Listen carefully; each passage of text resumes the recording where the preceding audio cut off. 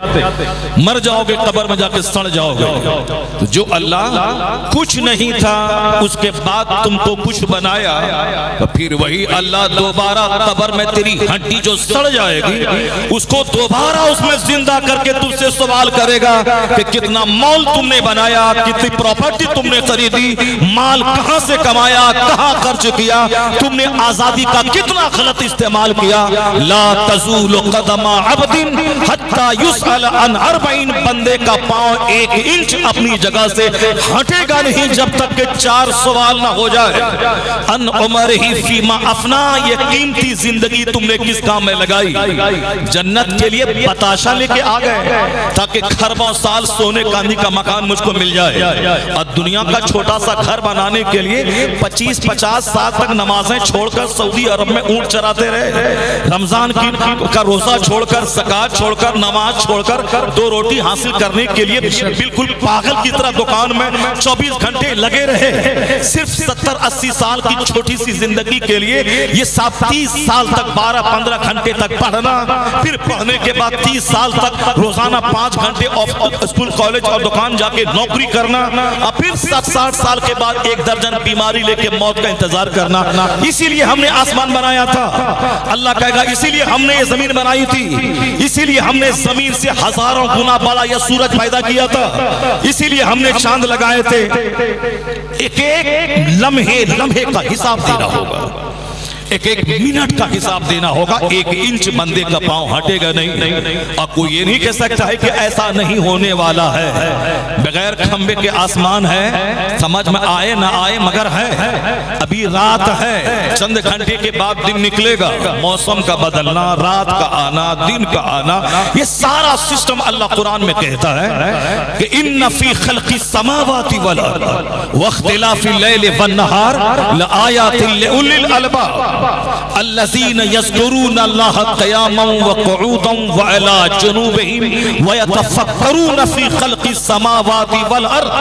اللہ کہتا ہے doubtless, undoubtedly in the creation of the heavens and the earth, in the changing of the night and the day are tokens for those who keep sense. ایسا نہیں کہ خود سے دنیا بن گئی, خود سے آسمان کھڑا ہے, خود سے زمین بن گئی, خود سے زلزلہ آتا ہے, خود سے طوفان آتا ہے, خود سے بجلیاں گرتی ہیں, خود سے لوگ مر جاتے ہیں, خود سے لوگ پیدا ہو جاتے ہیں, کوئی بنانے والا نہیں ہے. ایسا نہیں. اگر ایسا ہی ہے تو تم اپنی مرضی کے مطابق 1000 سال کی زندگی خرید لو. اگر ایسا ہی ہے تو تم 500 سال کی زندگی پہلے لے لو. مکیش امبانی ہندوستان کا سب سے بڑا کھرب پتی, اس کو ہمیشہ موت کا ڈر لگا رہتا ہے کہ کب ہوائی جہاز گرے, کب کار میں ایکسیڈنٹ کر جاؤں, کب میں مر جاؤں. وصیت نامہ لکھ کے رکھتا ہے کہ میرے خربوں کی جائیداد, امریکہ میں جو ریسٹورنٹ ہے, جو لندن میں ریسٹورنٹ ہے, جو ہندوستان میں 15 کلومیٹر دور تک جام نگر میں جو میری کمپنی پھیلی ہے, میں اگر کل مر گیا تو اس کا کیا ہوگا, اس پراپرٹی کا کیا ہوگا, وہ سارا وصیت نامہ لے کے رہتا ہے. وہ اگر پھر کل مر جائے گا تو خربوں کی پراپرٹی کیا کرے گا. اگر موت کہیں مل جاتی کہ میں اپنی چاہت کے مطابق 200 سال تک زندہ رہوں, تو مکیش امبانی 50 خرب دے کے سب سے پہلے وہ اس کو خرید لیتا کہ زندگی کی زمانہ, پھر اس کے بعد دولت کماتا کہ اب مجھ کو 200 سال تک کوئی موت دینے والا نہیں ہے. تب اصل میں انجوائے, اس کا نام ہے کہ میں اپنی چاہت کے مطابق انجوائے کروں, میں اپنی چاہت کے مطابق جب تک چاہوں زندہ رہوں, میں جب تک چاہوں عیش کروں. وہ بھی کوئی عیش ہے کہ موت کا ڈر لگا ہو. یہ خربوں کا گھر بنایا, کل میری لاش گھر سے نکلے گی, وہاں کیا حقیقی لطف زندگی کا کیا آئے گا. حقیقی لطف وہاں ہے جہاں موت کا اندیشہ نہ ہو, جہاں غریبی کا خطرہ نہ ہو, جہاں دشمنوں کی دشمنی نہ ہو. یہاں تو پل پل میں دشمنوں کی دشمنی, حاسدین کا حسد, یہاں پل بھر میں زلزلے کا خوف, موت کی تلوار لٹک رہی ہے. نہیں ہے لطف اس دنیا میں. حقیقی لطف تو اللہ نے جنت میں رکھا ہے, جہاں نہ موت ہے, نہ بیماری ہے, نہ داڑھی کے بال ہے, بڑھاپے کا صدمہ ہے, نہ حاسدین کا حسد ہے. اصل میں انجوائے کہ نعمت نہ چھینی جائے گی, نہ جوانی بڑھاپے میں تبدیل ہوگی, نہ یہ نعمت اس نعمت سے ہٹائے جائیں گے. وہاں ہر صرف عیش ہی عیش ہے، اصل میں انجوائے کی جگہ جنت ہے، نہ کہ یہ دنیا۔ جی بے شک، سبحان اللہ، سبحان اللہ۔ اصل میں انجوائے کی جگہ وہ جنت ہے جہاں کوئی غم نہیں، کوئی مزریبل کنڈیشن نہیں، نہ مرض ہے، نہ بچوں کے مرنے کا ڈر ہے، نہ کاروبار کے ختم ہونے کا اندیشہ ہے، نہ حکومت کے بدلنے کا اندیشہ ہے، نہ ان کی پالیسی سے بزنس کے خطرے کو اندیشہ ہے، کوئی پرابلم نہیں۔ وہاں صرف 30 مردوں کے برابر طاقت ہے، 70 خوبصورت حوریں ہیں، جو تھوکے تو ساتوں سمندر کا پانی میٹھا ہو جائے، جو زلف لہرائے تو سارے لوگ بے ہوش ہو جائیں، جہاں تک نگاہ ہو حد نگاہ تک اپنا گھر ہو، جنت کا محل ہو، وہاں کی زمین مٹی کی نہیں بلکہ ڈائمنڈ ہیرے جواہرات کی زمین ہوگی، وہاں نہ جوانی، وہاں نہ بڑھاپا ہوگا، نہ بچپن، صرف جوانی ہوگی 30 سال کی، نہ صاف داڑھی کے بال ہوں گے کہ کھجلائے، نہ پسینے کی بدبو ہوگی، نہ پیشاب پاخانہ کی تکلیف ہوگی، وہاں ہر اعتبار سے عیش ہی عیش ہے۔ تو عیش یا تو جنت میں ہے، یا جو جنت کی تیاری اس دنیا میں کرتا ہے وہی کی تھوڑی سی جھلک اللہ اس کو عطا فرما دے۔ اس کے علاوہ عیش کہیں نہیں ہے، نہ مکیش کے گھر میں نہ ہے، نہ صاحب ٹاٹا کے گھر میں نہ ہے، نہ جندل کے گھر میں ہے، نہ متل کے گھر میں ہے، کہیں نہیں ہے۔ عیش اگر ہوتا تو لتا منگیشکر نہیں بولتی کہ میں اب میں دنیا سے مرنا چاہتی ہوں، جو میں ڈھونڈتی تھی مجھ کو نہیں ملا۔ چارلی چیپلن جو برٹش فلمی سٹار ہے، کروڑوں جس کے فینز ہیں، اربوں کے گھر میں رہتا تھا، مگر وہ کہتا تھا I like to walk in the rain, nobody can see my tears۔ میں بارش میں ٹہلنا چاہتا ہوں تاکہ کوئی میرے آنسو کو دیکھ نہیں پائے۔ کروڑوں جس کا فینز، پوری دنیا میں جس کی فلمیں دیکھی جاتی ہوں، جو اربوں کے گھر میں رہتا ہوں، کئی کروڑ کی کار پہ چلتا ہوں، مگر وہ کہتا ہے کہ اتنا غم میرے سینے میں ہے کہ میں جی بھر کے رونا چاہتا ہوں، اور اس آنسو کو چھپانے کے لیے بارش میں ٹہل کے رونا چاہتا ہوں تاکہ میں روؤں، میرے آنسو کو کوئی دیکھ نہیں پائے۔ I like to walk in the rain, nobody can see my tears۔ ابھی 1 مہینہ پہلے بنگلور میں کئی لاکھ روپے کمانے والا انجینئر انہیں سوسائیڈ کر لیا۔ 4 سال پہلے سشانت سنگھ راجپوت بمبئی کا فلم ایکٹر، کروڑوں کے بنگلے میں رہنے والا، وہ پھانسی کے پھندے پہ لٹک گیا۔ دلی کا ایک ڈی ایم وہ پھانسی کے پھندے پہ لٹک کے جان دے دیا، تو IS آفیسر جان دے رہا ہے، ڈی ایم جان دے رہے ہیں، انجینئر جان دے رہا ہے۔ ممتا بنرجی کی منسٹری میں ایک رہنے والا منسٹر، وہ صاحب چھلانگ لا کے چھت کے نیچے گر کے جان دے رہا ہے۔ اس کا مطلب ہے نہ منترالے میں سکون ہے، نہ انجینئر بننے میں سکون ہے، نہ فلم اسٹوڈیو میں کام کرنے میں سکون ہے، نہ چارلی چیپلن کے گھر میں سکون ہے، نہ امریکہ کے ٹرمپ کے گھر میں سکون ہے۔ تو سکون ہے کہاں؟ یہ 2-4 فیکٹری ڈال لینے، 2-4 کاروبار کر لینے، کئی کروڑ کا مال ایکسپورٹ کر دینے میں سکون ہے؟ نہیں، سکون نہیں ہے۔ سکون ہے کہاں؟ تو قرآن کہتا ہے الا بذکر اللہ تطمئن القلوب، جان لے کے سکون اصل میں اللہ کی یاد میں ہے، اللہ کے ذکر میں ہے۔ جہاں سجدہ ہے وہاں سکون ہے، جہاں ذکر ہے وہاں سکون ہے، جہاں تلاوت ہے وہاں سکون ہے۔ سکون یا تو جنت میں ہے یا جنت کی تیاری میں ہے۔ نعرہ تکبیر، نعرہ رسالت، مسلک اعلی حضرت، مذہب اسلام، نعرہ تکبیر۔ یہ کام صرف عالم دین کا ہے کہ خود جنت جائے، آپ کو جنت لے کے جائے۔ عالم دین ہی بتاتے ہیں کہ تمہارا مقصد حیات کیا ہے اور دنیا میں آپ کی ڈیوٹیز کیا ہے، آپ کے جینے کا مارگ کیا ہے۔ جو لوگ کہتے ہیں کھاؤ پیو مر جاؤ، وہ تو پاگل ہے۔ جو لوگ کہتے ہیں خوب دولت کماؤ عزت ملے گی اور زندگی کا مزہ مل جائے گا، وہ بھی پاگل، مہا پاگل ہے، مہا پاگل ہے۔ لتا منگیشکر جی کا گھر کہاں ہے معلوم ہے؟ پیڈر روڈ پہ، حاجی علی سمندر کے کنارے بمبئی میں، جہاں گورنمنٹ نے اپنی سڑک ٹیڑھی کر لی، اس کے گھر کو ٹچ نہیں کیا، چونکہ وہ پارلیمنٹ میں آ کے بلبل ہند دیش بھکتی کے گیت گانے والی، 1 درجن سے زیادہ ایوارڈ حاصل کرنے والی، بچہ انڈیا کا اس کا نام جانتا ہے۔ دنیا کے 100 سے زائد ممالک کا وہ بھرمن کر چکی تھی، سفر کر چکی تھی، کروڑوں کی جیولریز ان کے گھر میں زیورات موجود ہیں، لیکن وہ کہتی ہے کہ جو میں ڈھونڈتی تھی مجھ کو نہیں ملا۔ شہرت، عزت، دولت، دنیا بھر کا سفر، صبح امریکہ میں، شام فرانس میں، دوسرے دن کینیڈا میں، تیسرے دن ناروے میں، کبھی ملیشیا میں، کبھی انڈونیشیا میں، یعنی سفر، کروڑوں کا زیور، قیمتی گاڑی، پرائم منسٹر جن کے سامنے کھڑا ہو کے جن کی زبان سے گانے سن رہے ہوں، جن کے گیت سنے جا رہے ہوں، اس سے زیادہ عزت کیا ہوگی؟ لیکن ان سے پوچھا گیا کہ how do you feel؟ آپ کیسا محسوس کرتی ہیں اس بلندی پر جانے کے بعد بھی؟ وہ کہتی ہیں کہ I like to leave this world، میں یہ دنیا چھوڑنا چاہتی ہوں، کیوں؟ جو میں چاہتی تھی مجھ کو نہیں ملا۔ دولت، عزت، شہرت۔ ہم لوگ امریکہ کی بات کرتے ہیں، امریکہ گئے نہیں، پاکستان گئے ہیں، دبئی گئے ہیں، کویت گئے ہیں، جارڈن گئے ہیں، امریکہ نہیں گئے ہیں، انگلینڈ نہیں گئے ہیں، افریقہ نہیں گئے ہیں۔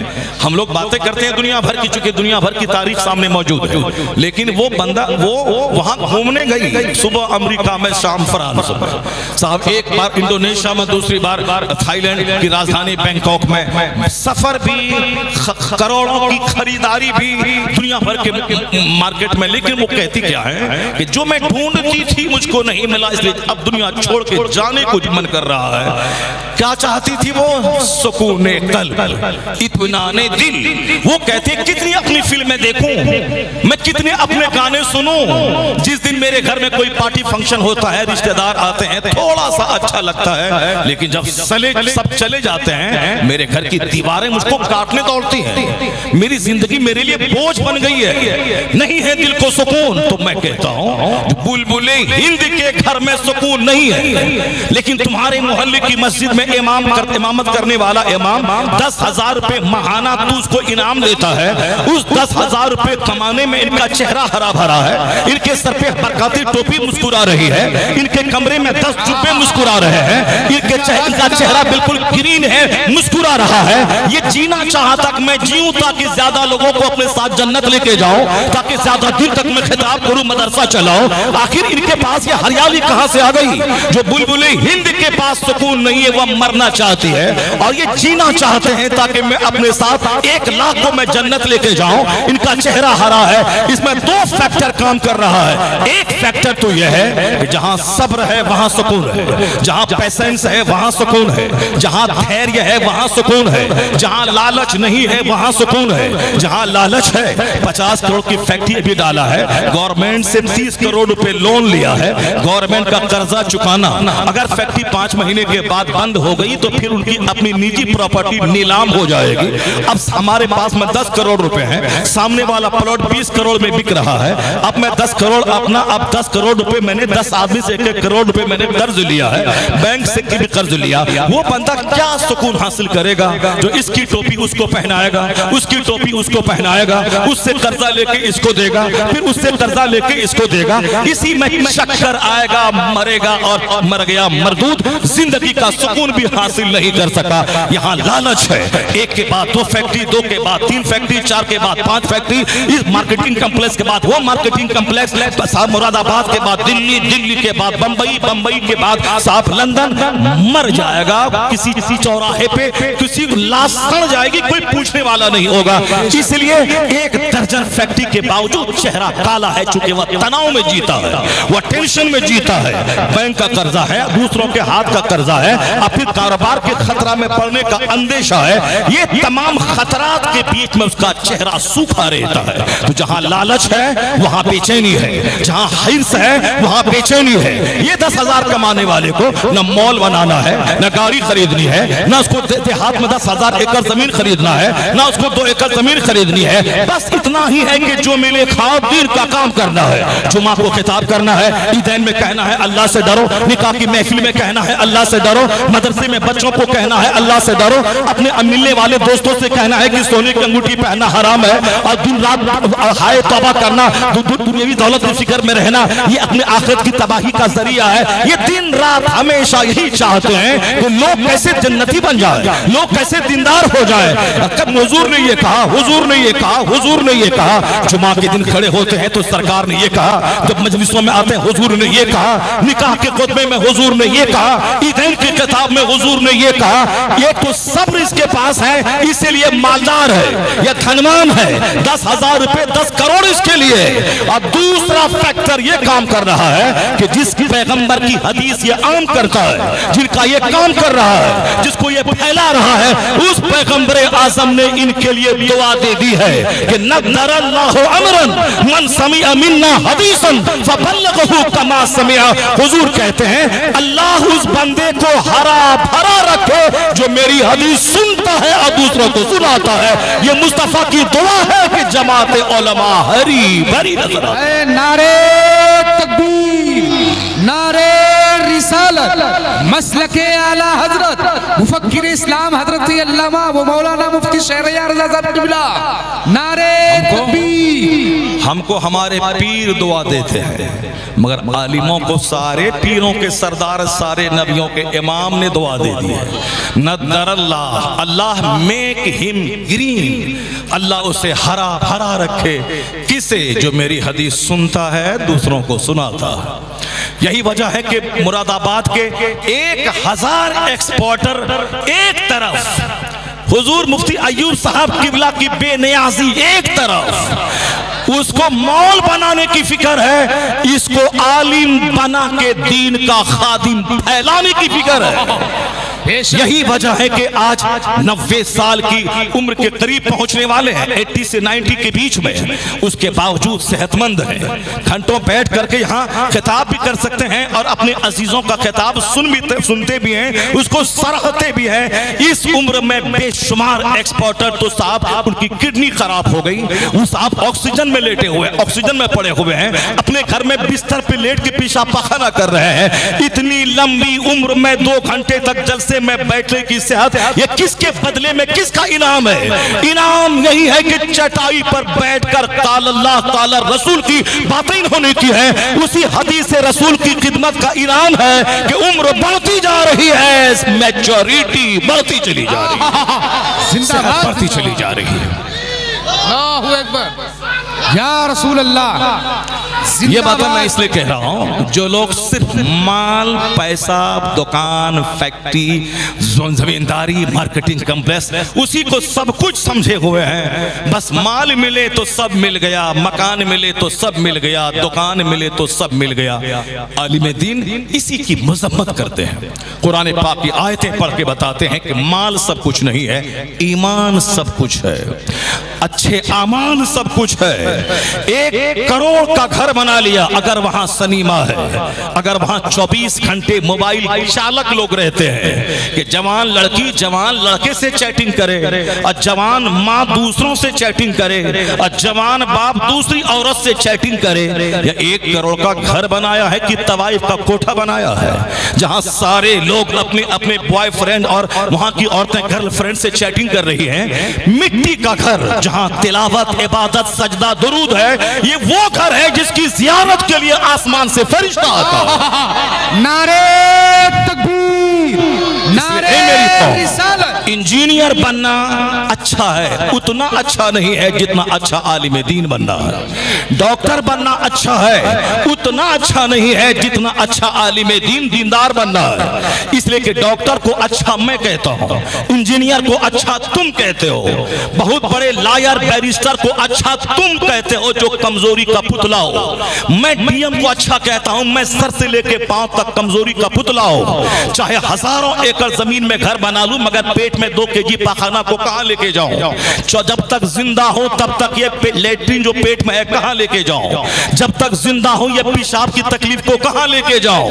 یہ اللہ نے میرے ساتھ اس کو لگا دیا ہے کہ تو مہتر کو سمجھتا ہے کہ دوسروں کا پاخانہ ڈھونے والا بھنگی ہے. یہ مہتر والا کام تو تم خود کرتا ہے, مہتر دوسروں کا ٹوائلٹ صاف کرتا ہے, اور تم اپنی خلاصت, اپنا پاخانہ صاف کرتا ہے. چاہے پردھان منتری رہو کہ منسٹر رہو کہ آدتیہ جوگی ناتھ राजी रहो कि साहब बैरिस्टर हो, अपना लेटिन तो अपने हाथ से साफ करना होगा। इसलिए ये कमजोरी अल्लाह लगा दिया है कि जब भी लगे कि आई एम ग्रेटर, मैं बड़ा हूं, मेरा हुस्न बड़ा, मेरी प्रॉपर्टी बड़ी, मेरी औलाद बड़ी, मेरा मकान बड़ा, मेरा पोस्ट बड़ा, मेरा मनसब बड़ा, तो पाखाना रूम में अपना पाखाना साफ करना याद कर लेना कि तू मेहतर को जो बुरा कहता है वो काम तो खुद कर रहा है। अगर उस पर गौर करेगा तो तेरा सारा गुरूर चूर हो जाएगा, आजिज़ी खाकसारी पैदा होगी। अपनी पेशानी अगर आदमी है तो सजदे में झुका के बोलेगा, इलाही मैं गुनहगार हूं, तू माल बख्शने वाला परवरदिगार है, मैं कमजोर हूं, तू ताकतवर है, मैं मोहताज हूं, तू गनी है, मैं कमजोरी का पुतला हूं, तू ही सब कुछ है। नारे तकबीर, नारे रिसालत, उस पे ज्यादा तरस मत खाइए, उस पे तरस मत खाइए जो मस्जिद में नहीं आ रहा, उस पर तरस मत खाइए जो जलसे में नहीं आ रहा, उस पर तरस मत खाइए जो ईमान नहीं ला रहा, उस पर तरस मत खाइए जो एक बार मदरसे में जाकर के सुबहान रब्बियल आला पढ़ने की मश्क नहीं कर रहा है। फिजिक्स मालूम है, केमिस्ट्री मालूम है, सब कुछ मालूम है, लेकिन उसको सूरे फातिहा मालूम नहीं है। तो केमिस्ट्री पढ़ा, फिजिक्स पढ़ा, बायोलॉजी पढ़ा, मैथ पढ़ा, जीके पढ़ा, जीएस पढ़ा, नौकरी मिली, 2 रुपया कमाया, पेट पाला, छोटा घर खरीदा, आल्टो कार खरीदी, 60 साल के बाद रिटायर करके मौत का इंतजार करता रहा। अब मरने के बाद जहां गया वहां का एक दिन 50,000 साल के बराबर है। कान मिक़दारुहु 50 अल्फ सना, ये बना बता, ये 30 साल तक फिजिक्स पढ़ना, केमिस्ट्री पढ़ना, बायोलॉजी पढ़ना, मैथ पढ़ना, जूलॉजी पढ़ना, एस्ट्रोलॉजी पढ़ना, एस्ट्रोनॉमी पढ़ना, ये सिर्फ 2 रोटी के लिए तुम, मैं और एक ईंट ढोने वाले मजदूर में क्या फर्क है? वह मजदूर भी 8 घंटे ईंट ढोया और वह भी 2 रुपया कमा के खाया पिया, वह मर गया। और तुम 30 साल तक 10, 12, 15, 16 घंटे तक केमिस्ट्री पढ़ते रहे और तुम 2 टके की नौकरी करके तुम भी खाए पिए और मरने के बाद सफेद सूती का कफन पहन के 2 गज जमीन में जाके सड़ गए। फिर तुझ में उसमें क्या फर्क है? अब वहां जहां खरबों साल रहना है, वहां जिसको इज्जत मिल गई वही असल में इज्जत है। हुजूर ने कहा ला ऐशा इल्ला ऐशुल आखिरा, आराम नहीं है मगर आखिरत का आराम। कम से कम ये 10,000 कमाने वाले मौलाना के पास अगर करोड़ों की बिल्डिंग नहीं है, कम से कम सूरे फातिहा मखारिज की अदायगी के साथ पढ़ तो रहा है, कुरान पाक की तिलावत कर तो रहा है, नमाज के फराइज़ व वाजिबात जान तो रहा है। ये 10,000 कमा के 70 साल में ये भी मरेगा और 10 करोड़ कमाने वाला डीएम वह भी मरेगा। फर्क इतना होगा, जिसको सूरे फातिहा तक नहीं आया पढ़ना वो कहां जाएगा सबको मालूम है, लेकिन जिसने दुनिया में 70 साल सब्र किया, अब खरबों साल जन्नत का ऐश इनके मुकद्दर में अल्लाह लिख देगा। तब कहेगा इलाही दुनिया नहीं मिली, नहीं मिली, ये खरबों साल की जन्नत तूने अता फरमा दिया, सुभान अल्लाह, तेरा एहसान कि तूने दुनिया नहीं दी। इस एंगल से देखेंगे कभी मौलवी को हकीर नहीं समझेंगे, इस नुक्ते नजर से देखेंगे कभी किसी आलिम दीन या नमाजी को देखने के बाद ना कहेंगे क्या बेचारा है, गरीबी कमजोरी में जी रहा है, न जी भर के खाया, न जी भर के करोड़ों की बिल्डिंग में रहा। ये आप पर तरस खाएंगे जिस दिन तुमको आग की जंजीरों में बांधकर जहन्नम की तरफ फरिश्ते ले जाएंगे, उस दिन ये तुम पर तरस खाएंगे कि डीएम बनने से क्या फायदा मिला, बैरिस्टर बनने से क्या फायदा मिला, डॉक्टर बनने से क्या फायदा मिला, 2-10 फैक्ट्री कायम करने से क्या फायदा मिला, जो जन्नत में जा नहीं सका, हिसाब किताब दे नहीं सका, तो फिर इसको क्या मिला? दुनिया में प्रधानमंत्री बनने के बाद क्या मिला? जब यहाँ आंख में नाक के बल घसीट कर आग की जंजीरें, आग का कोड़ा जिल्लत के साथ जब जहन्नम में हकाया जाएगा, तब गरीब कहेंगे कि क्या मिला इसको, प्रधानमंत्री बनने के बाद क्या मिला, मुख्यमंत्री बनने के बाद क्या मिला, अब तो आग की जमीन, आग का कोड़ा, आग का कमरा, आग की छतें, सब कुछ आग ही आग है, क्या मिला?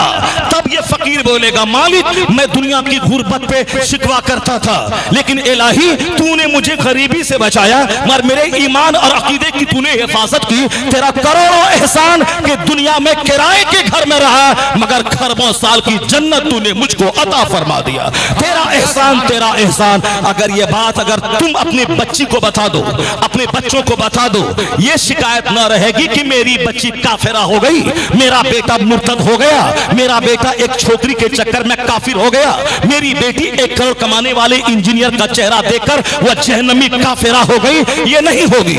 ये उसी घर में बच्चे बिगड़ते हैं जहां सिर्फ माल का चर्चा, जहां क्रिकेट का चर्चा, जहां फिल्म एक्टर का चर्चा, जहां एक्सपोर्टर का चर्चा, जहां नेतागिरी का चर्चा, जहां इंजीनियरिंग मेडिकल साइंस का चर्चा, जहां 24 घंटे में 1 मिनट भी न जन्नत का चर्चा, न आखिरत का चर्चा, न मुस्तफा का चर्चा, न गौस ख्वाजा का चर्चा, न आला हजरत का चर्चा, न कुरान हदीस का चर्चा, न आलिम दीन का चर्चा। हमें बता दे, जिसके घर में चोर जाएगा, जिसके घर में डकैत जाएगा, जिसके घर में झूठ बोलने वाला नेता जाएगा, जिसके घर में अजनबी लोग जाएंगे जिनकी दोस्ती कुफारो मुशरिकीन से होगी, अगर उसकी बेटी काफिरा हो गई, ताजुब की क्या बात है? अगर उसका बेटा काफिर हो गया, ताजुब की क्या बात है? मुझे बता दे, जिसके घर में मुफ्ती अय्यूब साहब का आना जाना हो, जिसके घर में आलिम का आना जाना हो, जिसके घर में पीर का आना जाना हो, जिसके घर में मुस्तफा के सच्चे गुलामों का जिक्र होता हो, जहां गौस ख्वाजा का चर्चा होता हो, जहां तहज्जुद पढ़ने वाला हो, जहां बुजुर्गान दीन को बुलाया जाता हो, उनसे तस्बीह पढ़वाया जाता हो,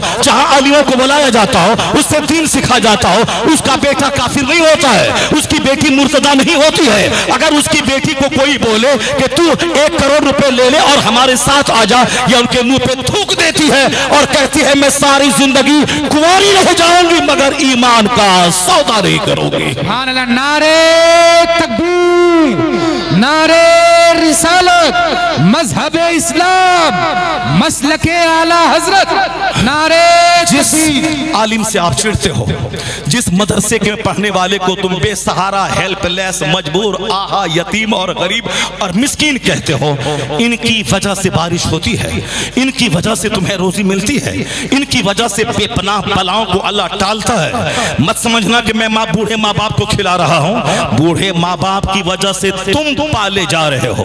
मत कहना कि मैं जानवरों को पालता हूँ, इन बेज़बान जानवरों की वजह से मैं पाला जाता हूँ, इसलिए मत कहना एहसान मेरा है। एहसान माँ बाप का है कि ये बीमार, कमजोर, ज़ईफ है, इनकी वजह से अल्लाह मेरी रोजियों में इजाफा फरमा देता है। मत कहना ये आलिम दीन जमीन के लिए बोझ है, नहीं, ये जमीन के लिए सितारे की मानिंद है। इन उलमाए रब्बानीन के कदमों की वजह से हमारे लिए बारिश होती है, हमारे लिए रोजियों का एहतमाम होता है। इसलिए हम कहते हैं इंजीनियर बड़ा, मगर मुस्तफा किसको बड़े कहते हैं? जो सबसे बड़े मुस्तफा, सबसे महान मुस्तफा, जिनसे बड़ा न कोई पैदा हुआ न होगा, बाद अज खुदा बुजुर्ग तुई किस्सा मुख्तसर मुस्तफा, जो सबसे बड़े मुस्तफा, उन्होंने जिसको बड़ा कहा वो बड़ा है, उन्होंने जिसको महान कहा वो बड़ा है। मुस्तफा जाने रहमत ने किनको बड़ा कहा है? जरा वो हदीस में पढ़ के सुनाता हूं ताकि मेरी तमहीद मुकम्मल हो जाए। आका अलैहिस्सलाम ने किनको बड़ा कहा? मैं कहता हूं डॉक्टर बड़ा, मैं कहता हूं इंजीनियर बड़ा, मगर मुस्तफा ने किनको बड़ा कहा? वो मुस्तफा जिससे बड़ा कोई नहीं है। हिंदुस्तान के 2-4 कम पढ़े लिखे लोग अगर हमारे पैगंबर की शान घटाएं, उन पागलों की बात पे ध्यान देने की कोई जरूरत नहीं है, क्योंकि मुस्तफा इतने बड़े महान का नाम है जिसके बारे में 7 समंदर पार का एक दानिश्वर आज से 40 साल पहले कहा था, दुनिया की तारीख को खंगाल कर, दुनिया की तमाम एंशिएंट हिस्ट्री, मॉडर्न हिस्ट्री को खंगाल कर, हर ममालिक के हर बड़ों की जिंदगी का मुताला करके उन्होंने अपने आप को लाइब्रेरी में कैद करके कहा था कि 1 करोड़ में 100 को मैं छांट रहा हूं और 100 में सबसे अव्वल नंबर पे जो इस धरती का महानतम और कामयाब तरीन इंसान है उसकी सूची में तैयार कर रहा हूं। इसमें ना मुबालगा आराई होगी, ना एक्सेजरेशन होगा, ना इसमें कोई बनावट होगी, ना इसमें कोई अकीदत का दखल होगा कि हमें जिससे मोहब्बत है मैंने गींच तान करके उसको बड़ा बना दिया है। नहीं, उसने कहा मैं क्रिश्चियन हूं मगर मैं जीसस क्राइस्ट जनाब ईसा का नाम मोहब्बत की बुनियाद पर अव्वल नंबर पे नहीं दूंगा। मैं साइंटिस्ट हूं, मैं आइंस्टाइन, न्यूटन का नाम अव्वल नंबर पे नहीं दूंगा। मैं मुताला करूंगा, अगर न्यूटन अव्वल नंबर पे आने के काबिल होगा मैं उसका नाम दूंगा। सिर्फ फैक्ट की बुनियाद पर, हकीकत और सच्चाई की बुनियाद पर मैं एक तरतीब दूंगा, सिलेक्शन करूंगा कि अव्वल पे कौन, दोम पे कौन, कौन, सोम पे कौन, 100 रैंकिंग में करूंगा। करोड़ों विद्वानों में से छांट कर बड़े बड़े लोगों की जिंदगी का मुताला किया। फैक्ट, हकीकत, अकीदत नहीं, मोहब्बत नहीं। यहाँ तो मोहब्बत में मुरादाबाद में साहब जो जाहिल जो कुरान न पढ़ना आता हो उसको कुतुबुल अख्ताब बना दिया जाता है। बंबई बाबाओं और दादाओं का शहर है, जो लुंगी में पाखाना करता हुआ बाबाए कौम बन जाता है। वहाँ अकीदत है, अकीदत नहीं, मबाल का आराई नहीं। डॉक्टर साहब उन्होंने अमेरिका का सबसे बड़ा दानिश्वर, उन्होंने कहा कि मैं रिसर्च करूंगा और हकीकत की बुनियाद पे, अकीदत की बुनियाद पे नहीं, और फिर गुलू भी नहीं करूंगा, एक्सेजरेशन से काम नहीं लूंगा। डॉक्टर माइकल हार्ट ने कहा सिर्फ फैक्ट की बुनियाद पर मैं रैंकिंग करूंगा। जब वह किताब छप के प्रेस से बाहर आई, सारी दुनिया दंग रह गई। लोग कहते थे कि अब हकीकत की बुनियाद पर रैंकिंग इसने किया है। मुमकिन है कि न्यूटन, जो साइंसदानों का बाप कहा जाता है, हर घर में साइंटिफिक इंस्ट्रूमेंट्स मौजूद हैं, इसलिए उनका नाम जरूर लेगा, जिनके असरात, जिनके इन्फ्लुएंस, जिनका इंपैक्ट पूरी दुनिया में है। मगर दुनिया दंग रह गई कि द 100 नामी किताब परे से जब छप के बाहर निकली तो पहला नाम ना जिस मजहब के वो बिलोंग करता था उसका नाम दिया, ना साइंटिस्ट न्यूटन का नाम दिया, सबसे पहला नाम इस धरती का कामयाब तरीन इंसान, सफलतम पुरुष, महानतम इंसान, मोस्ट सक्सेसफुल की सूची में पहला नाम जिसका दिया वो नाम नामे मोहम्मद सल्लल्लाहु अलैहि वसल्लम। डॉक्टर माइकल हार्ट ने लिखा, he was the only man in history who was supremely successful on both levels, religious and secular. वो क्या लिखता है, वो किताब अभी भी मुरादाबाद के बड़े बड़े बुक स्टॉल में मौजूद है। उस किताब का तर्जमा दुनिया की बड़ी बड़ी जबानों में हो चुका है। उसमें सबसे पहला नाम लिख के उन्होंने लिखा है, he was the only man in history. इतिहास का एकलौता आदमी मोहम्मद अरबी हैं जो मजहब और सियासत दोनों सतह पर सबसे ज्यादा कामयाब तरीन शख्स हुए हैं, सबसे ज्यादा कामयाब तरीन शख्स हुए हैं। He is the only man in history. ये बात कौन कह रहे हैं? जिस मुल्क से हवाई जहाज आ रहा है। ये बात कहां से आ रही है? जहां से माइक्रोफोन जिससे मैं बात कर रहा हूं वो आ रहा है, जहां से एसी, फ्रिज, कूलर, टेलीविजन, ये सारी चीजें जो जदीद इजादात हैं, ये सारी चीजें 7 समंदर पार के दानिश्वर दिमाग जला जला के रिसर्च करके, खोज करके, शोध करके, अपने आप को मिटा करके दुनिया के फायदे की चीजें वो देते हैं। हवाई जहाज बनाने वाला अमेरिका का 2 भाई मर गया, लेकिन आज हमारे जैसे करोड़ों मुसलमान उसका इस्तेमाल करके सफर करते हैं, हरमैन तैयबैन जाते हैं। हमारे जैसे करोड़ों लोग माइक्रोफोन का इस्तेमाल करते हैं, लेकिन बनाने वाला कोई इंडिया का 140 करोड़ में कि कोई व्यक्ति नहीं था। बनाने वाला डेविड हक 7 समंदर पार का था, ताकि समझ जाएं कि 7 समंदर पार से हवाई जहाज, कंप्यूटर, मोबाइल, साहब माइक्रोफोन, ये सारी चीजें 2 व्हीलर, 3 व्हीलर, 4 व्हीलर, 100 व्हीलर्स की ट्रेन का फॉर्मूला उसी मुल्क से, उसी जमीन से आता है। तो वहां के लोगों की बात कितनी वजनी होगी, वहां का दानिश्वर कितना बावजन होगा। तो हिंदुस्तान का अगर कोई सड़ा हुआ आदमी हमारे पैगंबर को छोटा कहे तो उस पागल की बात का जवाब मेरे पास नहीं है। जहां से हवाई जहाज, जहां से ट्रेन, जहां से प्लेन, जहां से माइक्रोफोन, जहां से टेलीविजन, जहां से मेरे घर का सारा सामान का मूजिब जिस मुल्क से आता है, वहां का दानिश्वर मेरे मुस्तफा को दुनिया का एकलौता कामयाब तरीन इंसान कहा है। तो हम इन पागलों की माने कि डॉक्टर माइकल हार्ट की माने। इसलिए तो आला हजरत बरेली से आवाज दिया, न कोई थिंकर बड़ा, न प्रोफेसर बड़ा, न कोई वैज्ञानिक बड़ा, सबसे आला व औला हमारा नबी, सबसे बाला व वाला हमारा नबी, सारे ऊंचों में ऊंचा समझिए जिसे, है उस ऊंचे से ऊंचा हमारा नबी। नारे तकबीर, नारे रिसालत, मसलके आला हजरत, मजहब इस्लाम, मजहब इस्लाम, नारे तकबीर। تمہید آپ سمجھ گئے ہوں گے میں کیا کہنا چاہتا ہوں. اب تقریر شروع کرتا ہوں میں. جو تمہید ہوئی تمہید میں نے اسی لیے کہا کہ حضور سب سے بڑے ہیں، تو سب سے بڑے نے جس کو بڑا کہا ہے وہ بڑا ہے، سب سے بڑے نے جس کو اچھا کہا ہے وہ سب سے اچھا ہے. اسی بات کو بتانے کے لیے میں نے حضور کی عظمت آپ کے سامنے بیان کی، تاکہ دو چار شریر قسم کے بدترین سڑے ہوئے لوگ جو انڈیا کے ہیں، جس کو سوائے گھنٹی بجانا اور اندھ بھکتوں کے بیچ میں ہیرو بن جانا اور دو روٹی کمانا کھانا جس کا مقصد ہے، یہ کم سوچ رکھنے والے لوگ کیا جانے مصطفیٰ کون ہے، یہ کیا جانے محمد عربی کون ہے. گھنٹی بجاؤ، اندھ بھکتوں کا ہیرو بنو، 2 ٹاکا کماؤ، پیٹ بھرو، مر کے آگ میں چلے جاؤ. تم کیا جانو مصطفیٰ کون ہے. تمہاری ہی برادری کا ایک بڑا پڑھا لکھا آدمی وہ کیا کہتا ہے، وہ پڑھا لکھا آدمی بولا all these magnificent roles in these departments of human activities he is alike a hero. اسی ہندوستان کا ڈاکٹر رام کرشن راؤ جو مذہباً ہندو اور برادری کے اعتبار سے ہائی کوالٹی کے برادری کا آدمی ہے، برہمن، وہ کہتا ہے کہ all these magnificent roles in these departments of human activities he is alike a hero.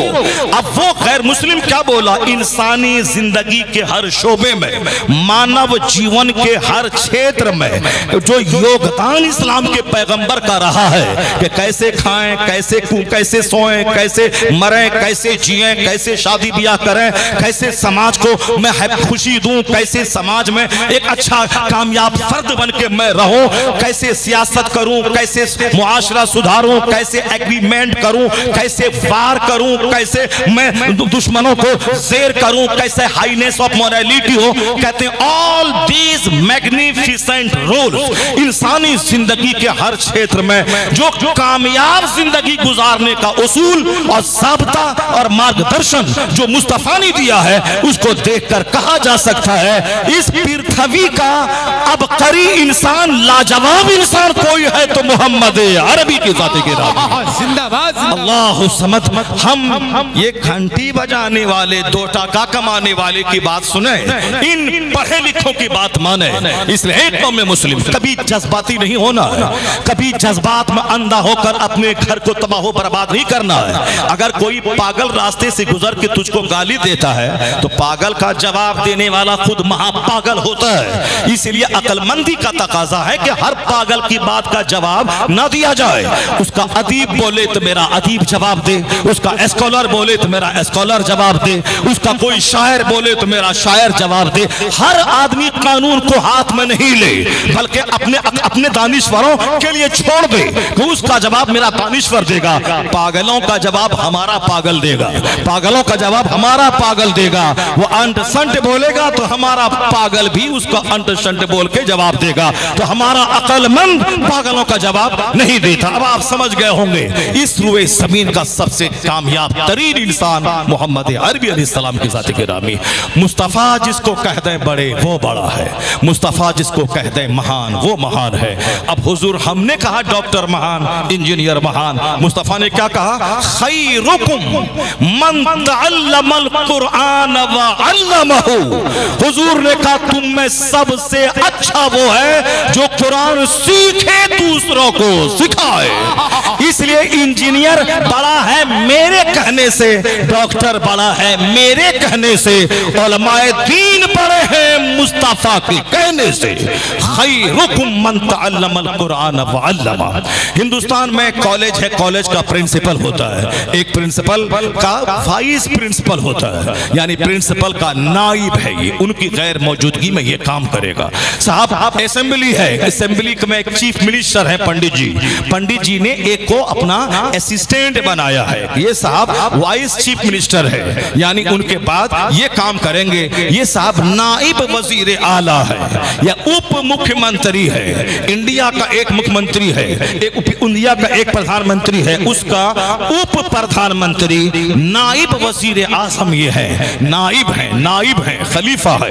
تو ظاہر سی بات ہے وزیر اعظم کا نائب ہونا ایک بڑی بات ہے، وزیر اعلیٰ کا نائب ہونا یہ بھی بڑی بات ہے، ڈی ایم کا نائب ہونا یہ بھی بہت بڑی بات ہے. لیکن روئے زمین میں جو سب سے بڑے ہیں خدا کے بعد وہ ہے مصطفیٰ جان رحمت کی ذات گرامی.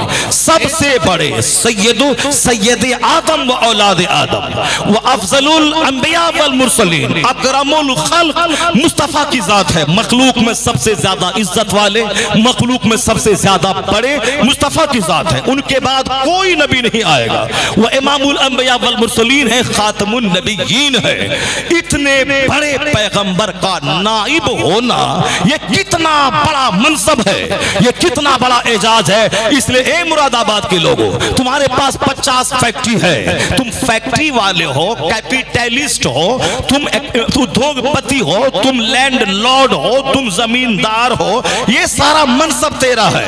لینڈ لارڈ ہونا، کیپیٹلسٹ ہونا، بزنس مین ہونا، زمیندار ہونا، یہ سب الگ منصب ہے. مگر مصطفیٰ کا نائب ہونا یہ اتنا بڑا منصب ہے. جس طرح مصطفیٰ کا جواب نہیں، اس طرح مصطفیٰ کے نائب کا بھی کوئی جواب ہے کون؟ العلماء ورثۃ الانبیاء، علماء انبیاء کے وارث اور نائب ہیں. اس معنی کر اربوں خربوں کی فیکٹری کا مالک ہونا اور ہے، مصطفیٰ کا نائب ہونا اور ہے. نعرہ تکبیر، نعرہ رسالت، مسلک اعلی حضرت، علماء کرام، جشن دستار بندی، نعرہ تکبیر. خیرکم من تعلم القرآن وعلمہ. تم میں سب سے اچھا وہ ہے جو قرآن سیکھے اور دوسروں کو سکھائے. تم میں سب سے اونچا مرتبہ والا وہ ہے جو مصطفیٰ جان رحمت صلی اللہ علیہ وسلم کا نائب ہے. اس معنی کا تو آپ کرائے کے گھر میں رہیے، آپ پھٹی ہوئی چپل پہنیے، بول میں رہا ہوں، پسینہ میرا نکل رہا ہے، پانی بچہ پی رہا ہے، پسینہ میرا بہ رہا ہے، میں کنٹینیو بول رہا ہوں. مجھ کو نہ پانی پینے کی حاجت ہونی چاہیے، مگر مجھ کو پیاس نہیں لگ رہی ہے. میں پانی نہیں پیتا ہوں، 4 گھنٹے میں تقریر کرتا ہوں، پانی نہیں پیتا ہوں. کبھی کبھار اتفاق سے ہو گیا ہوگا 2-4 سال میں، تھا الگ بات ہے، مگر میں پانی نہیں پیتا ہوں. کیوں نہیں پیتا ہوں؟ ہمارے پردھان منتری جی بیان دیتے ہیں 15 اگست 26 جنوری کو آدھا گھنٹہ 1 گھنٹہ تو 2-4 بار پانی پینا پڑتا ہے. ہمارے منسٹر جی بھاشن دیتے ہیں الیکشن کے موقع پر تو آہستہ آہستہ تقریر لکھ کے لے جاتے ہیں، لکھ کے بولتے ہیں. لکھ کے بولنے میں انرجی لاس نہیں ہوتی ہے، بن دیکھے بولنے میں انرجی لاس ہوتی ہے. آہستہ آہستہ بولنے میں انرجی لاس نہیں ہوتی ہے، کنٹینیو لگاتار بولنے میں انرجی لاس ہوتی ہے. جہاں انرجی لاس نہیں ہو رہی، دیکھ کے بول رہے ہیں، یہاں دماغ کمپیوٹر کی طرح چل رہا ہے. اس کے بعد کیا بولیں، اس کے بعد کیا بولیں، اس کے بعد کیا بولیں.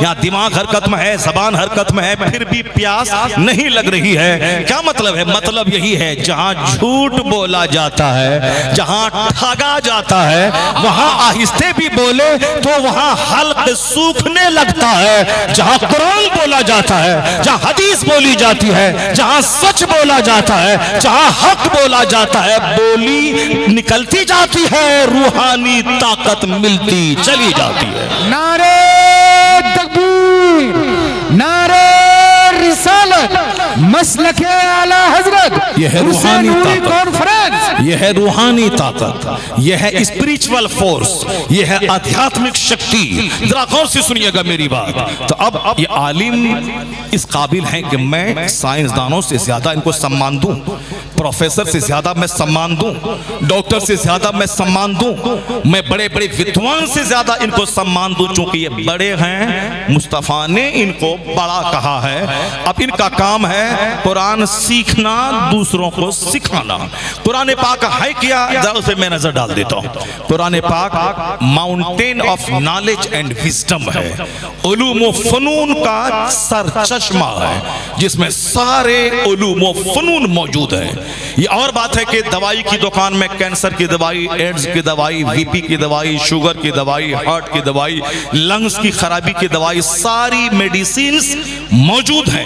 مگر ہم جانتے نہیں ہیں کہ کینسر کی کون سی دوائی ہے، ایڈز کی کون سی دوائی ہے, لیور خرابی کی کون سی دوائی ہے. دوائی ہے مگر مجھ کو معلوم نہیں ہے. دوائی کا بھنڈار ہے یہ قرآن شریف, تمام علوم و فنون کا بھنڈار ہے. یہ اور بات ہے کہ ہم کو معلوم نہیں ہے, لیکن جن کو معلوم ہے وہ کتنا اس سے فائدہ اٹھا رہا ہے. بس ایک دو مثال میں دیتا ہوں. کیوں یہ سب سے مہان ہیں, کیوں یہ سب سے اچھے ہیں, کیوں یہ قرآن پڑھتے ہیں, دوسروں کو پڑھاتے ہیں. یہ علوم و فنون کا بھنڈار ہے یہ قرآن. ہم اپنی بات بولتے ہیں تو لوگ کہتے ہیں مولانا صاحب مدرسے کی تعریف کرتے ہیں, علماء کرام کی تعریف کر رہے ہیں. لیکن میں چونکہ کالج سے میں نے انگریزی میں ایم اے کیا ہے اور میں نے اسکول کے انوائرمنٹ کو دیکھا ہے, 400 بچوں میں نے ٹاپ ریزلٹ نکالا ہے میٹریکولیشن میں. انٹرمیڈیٹ میں 10 کالج میں میرا ریزلٹ سب سے ٹاپ رہا ہے. Post graduation M A in English میں پورے کالج میں سب سے ٹاپ کیا ہوں. محنت جہاں ہوتی ہے وہاں آدمی کچھ بھی کر سکتا ہے. داڑھی میں علم نہیں رہتا ہے, پگڑی میں علم نہیں رہتا, علم تو سینے میں رہتا ہے. ہم نے داڑھی کبھی حد شرع سے کم نہیں کی. جب میں ایم اے ان انگلش کا ایگزام دینے میں یونیورسٹی گیا تو وہاں شیروانی میں پہنے ہوا تھا اور داڑھی میری حد شرع سے زائد تھی, یعنی ایک مشت سے زائد تھی. اب میری کاپی پورے کلاس میں سارے بچوں میں سب سے زیادہ وزنی تھی. جو انویجیلیٹر گارڈ تھا وہ کاپی کو دیکھتا تھا, میرا چہرہ دیکھتا تھا, مسکراتے ہوئے یہ بول گیا کہ مولوی صاحب نے سب سے زبردست ایگزام دیا ہے.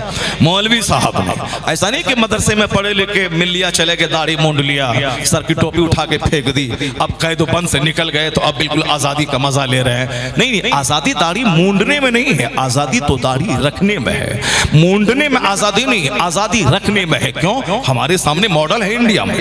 انڈیا میں ڈاکٹر منموہن سنگھ 10 سال ہندوستان کے پردھان منتری رہے, سر پہ پگڑی رہی, چہرے پہ داڑھی رہی. صاحب ہمارے پردھان منتری مودی جی آج 10 سال سے پورے بھارت کی کرسی کو مضبوطی سے پکڑے ہوئے ہیں, چہرے پہ داڑھی اس کے. اب اگر میرا بچہ بولے کہ داڑھی رکھیں گے تو نوکری نہیں ملے گی, جھوٹ بول رہا ہے. وہ اپنی کمزوری کو بیان کرے کہ میں فزکس میں اچھا ہوں تو انگریزی میں کمزور ہوں, انگریزی میں اچھا ہوں تو میتھ میں کمزور ہوں, میتھ میں اچھا ہوں تو جنرل نالج میں کمزور ہوں, جنرل نالج میں اچھا ہوں تو کمپیوٹر سائنس میں کمزور ہوں. تو کمزوری کا احساس کرے, نہ کہ دوسروں پر ٹھیکرا پھوڑے کہ گورنمنٹ دوسرے کی ہے تو ہم کو نوکری نہیں مل رہی ہے. اسی 10 سال میں لگ بھگ 300 بچے مسلمانوں کے آئی ایس آفیسر بنے ہیں, یعنی ڈی ایم کے منصب رینک کے جاب میں گئے. اسی 10 سال کے اندر میں 300 سے زیادہ مسلمانوں کے بچے آئی ایس آفیسر بنے ہیں اسی 10 سال کے اندر میں. تو یہاں کمزوروں کے لیے تو ڈھیر سارا بہانہ ہے کہ یہ نہیں تو وہ تمہاری وجہ سے ہوا, تمہاری وجہ سے ہوا. جس طرح عورتیں کمزور ہوتی ہیں, ان کو نزلہ بھی ہوتا ہے تو کہتی ہیں کہ شوہر تمہاری وجہ سے ہوا, ان کے ناخن بھی کہیں سے ٹوٹ جائے تو تمہاری وجہ سے ہوا, ان کے سر میں درد ہو ہم پوچھتے ہیں سر میں درد کیوں تو تمہاری وجہ سے ہی ہوا ہے. وہ بیچاری کمزور ہیں, ناقص العقل ہیں, اس لیے وہ سارا ٹھیکرا شوہر پہ پھوڑتی ہیں. شوہر کو اللہ نے مرد بنایا ہے, ڈبل طاقت دی ہے, اس میں ان کی ضد بھی سماتی ہے, ان کی بدزبانی بھی سما جاتی ہے, ان کا نخڑا بھی سما جاتا ہے, وہ سب کچھ ان کی ناشکری بھی سما جاتی ہے, سب اس میں سب سما جاتا ہے. اور حضور نے کہا بھی ہے, آقا علیہ السلام نے, یہ ٹیڑھی پسلی سے پیدا ہوئی ہے, سیدھا کرنا چاہو گے تو ٹوٹ جائے گی, ٹوٹنا طلاق ہے. اسی حالت میں رہنے دو, فائدے کی چیز ہے, فائدہ حاصل کرتے رہو. یہ تیرے کروڑوں کے گھر کی حفاظت کرتی ہے, یہ تمہیں سکون قلب دیتی ہے, تیرے بچے پیدا کرتی ہے, تیرے بچوں کی حفاظت کرتی ہے. تو باہر سے دکان سے تھک مر کے آتا ہے, شاندار ڈش تمہارے سامنے موجود کر دیتی ہے, بہت فائدے کی چیز. اس لیے ان کا غصہ, ان کی ضد, ان کا چڑچڑاپن, ان کا پاگل پن سب مرد کے سینے میں سما جاتا ہے. اور جہاں نہیں سماتا ہے وہیں لتم جتم, وہیں مار دھاڑ, وہیں تکرار, وہیں طلاق, وہیں سب کچھ. لیکن جہاں صبر ہے, مردانگی ہے, پڑوسی کو خبر تک نہیں ہوتا ہے کہ شوہر پہ کیا گزر رہا ہے. حضور کی حدیث سے ہٹ کے جو جیے گا روزانہ گھر میں میدان جنگ بنا رہے گا, اور حضور کی حدیث پہ جو عمل کرے گا تو جنگ کے دوران بھی امن بنا رہے گا, دوران جنگ بھی امن بنا رہے گا. جہاں بھی امن ہے, ایسا نہیں کہ یہاں پہ کچھ نہیں ہو رہا ہے, سب کچھ ہوتا ہے. وہاں بھی جو ہو رہا ہے وہ وہاں بھی ہو رہا ہے, فرق اتنا ہے کہ وہاں سب کچھ یہاں سما رہا ہے, اسی لیے کسی کو پتا نہیں چلتا ہے. پیر صاحب کا 1 لاکھ مرید ہے, وہاں وہ دست بوسی قدم بوسی ہے, لیکن یہاں یہاں آ کے ان کے پاس آ کے گھگیانا پڑتا ہے، ان روٹھے ہوئے کو منانا پڑتا ہے، ان کے پیچھے پیچھے گھر میں گھومنا پڑتا ہے کہ راضی ہو جاؤ، مان جاؤ۔ 1 لاکھ مرید ہیں پیر صاحب، ان کے پیر وہاں گھوم رہے ہیں، گھر کے اندر گھوم رہے ہیں، یہ پیر صاحب کے پیچھے پیچھے گھوم رہے ہیں۔ سب کے یہاں ہوتا ہے، ایسا نہیں ہے کہ نہیں ہوتا ہے، سب کے یہاں ہوتا ہے۔ البتہ جو عربی جانتے ہیں وہ عربی زبان میں لڑتے ہیں، بیوی بولتی ہے لَأَقْتُلَنَّكَ تو وہ بولتا ہے لَأَضْرِبَنَّكَ، وہ دونوں عربی میں لڑتے ہیں۔ اب پڑوسی سوچتا ہے کہ ان کے گھر میں فاتحہ ہو رہی ہے، ان کے گھر میں فاتحہ ہو رہی ہے، اسی لیے لڑائی سے اگر ہو رہی ہے گھر میں تو عربی آپ بھی سیکھ لیجئے، اپنی وائف کو بھی سکھا دیجئے۔ اگر لڑنا ہی ہے تو دونوں عربی میں لڑیے تاکہ پڑوسی سمجھے گا وہاں کلمہ خوانی ہو رہی ہے، اور اگر نہیں تو پھر صبر جیسا سینہ چوڑا کر لیجئے، اس کے بعد سب یہاں سما جائے گا۔ آقا علیہ السلام کے گھر میں سیدہ عائشہ رضی اللہ تعالیٰ عنہ ہم مسلمانوں کی مقدس ماں ہے، ماں کے گھر قیام پذیر ہے سرکار۔ بس ایک بات، اس کے بعد پھر میں آگے نکلتا ہوں، ذرا غور سے سنیے گا، چونکہ میری تقریر اسی طرح بات سے بات پیدا ہوتی جاتی ہے تو 2.5 3 4 گھنٹے کی تقریر ہو جاتی ہے۔ بات سے بات، الکلام یخلق الکلام، کلام کلام کو پیدا کرتا ہے۔ پہلے تو خطیب صاحب آتے ہیں، سوچتے ہیں کیا بولوں، نہیں بولوں، کس ٹاپک پہ بولوں، بیمار ہوں، طبیعت خراب ہے، سفر سے آیا ہوں، لیکن جب بات شروع ہوتی ہے لگتا ہے کوئی دوسرا جنات سر پہ آ کے بیٹھ گیا ہو، پھر وہ چیخ پکار چنگھاڑ کرسی توڑنے لگتے ہیں تو لگتا ہے کہ یہ وہ نہیں ہے، کوئی دوسرا ان پہ سوار ہو گیا ہے۔ تو سوار وار ہوتا نہیں ہے، پہلے لگتا ہے کہ کیا بولوں نہ بولوں، لیکن جب بات نکلنے لگتی ہے تو بات سے بات پیدا ہونے لگتی ہے، اسی لیے 3 4 گھنٹے ہو جاتے ہیں، پتہ تک نہیں چلتا۔ لیکن بات چونکہ یہاں آ گئی ہے، صاحب وہاں بھی ہے مگر وہاں صبر ہے، آقا علیہ السلام کی تعلیمات پہ عمل ہے، تو خود آقا علیہ السلام کے گھر میں سرکار سیدہ عائشہ کے گھر موجود ہے۔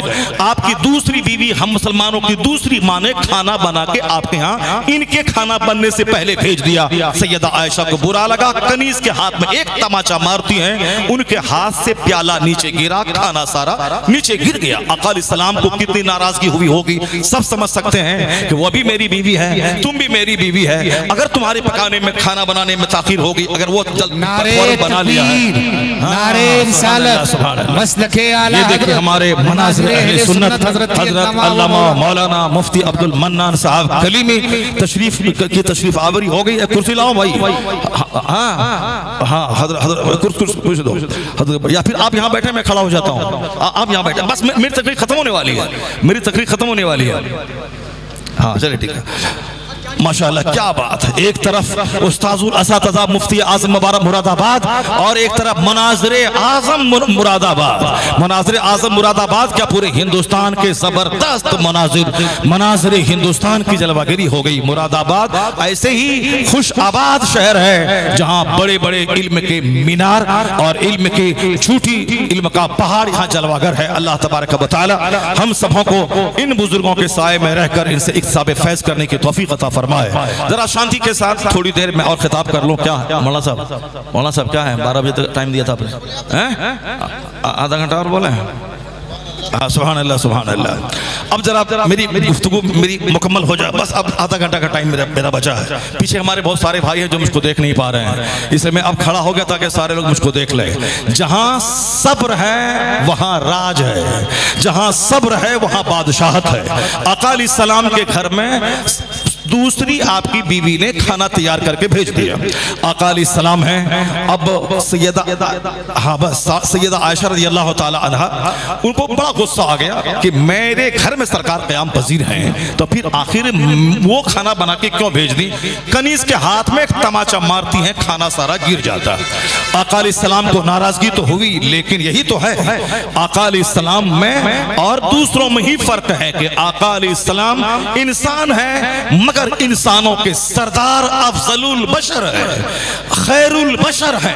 اتنے خیر البشر ہیں کہ ہیں بشر مگر تمام عطات و خصائل نورانی ہے۔ اللہ الصمد، یہ کوئی دوسرا کر ہی نہیں سکتا ہے۔ اگر ہم ہوتے آپ ہوتے اس کی جگہ پہ تو پھر زبان بھی کھلتی، ہاتھ بھی اڑ جاتا، لیکن صابرین کے امام مصطفیٰ عورت ہے، چاہے وہ ہماری مقدس ماں کیوں نہ رہے، انہوں نے عورت ہونے کی وجہ سے جو ان کو کرنا تھا وہ کر چکی، کر چکی، اب آقا علیہ السلام کو جو کرنا ہے اور قیامت تک کے اپنے غلاموں کو جو پیغام دینا ہے وہ حضور کر رہے ہیں۔ سرکار دو جہاں علیہ السلام نیچے بیٹھ گئے اور جو ٹوٹے ہوئے ٹکڑے تھے پیالے کے سب کو چننے لگے اور یہ کہا کنیج سے کہ دیکھو تمہاری امی کو غصہ آ گیا ہے۔ سبحان اللہ۔ سیدہ عائشہ کو کچھ نہیں کہا میرے حضور، کیا کہا اس کنیج سے جو کنیز کھانا لائی تھی دوسری اہلیہ کے گھر سے،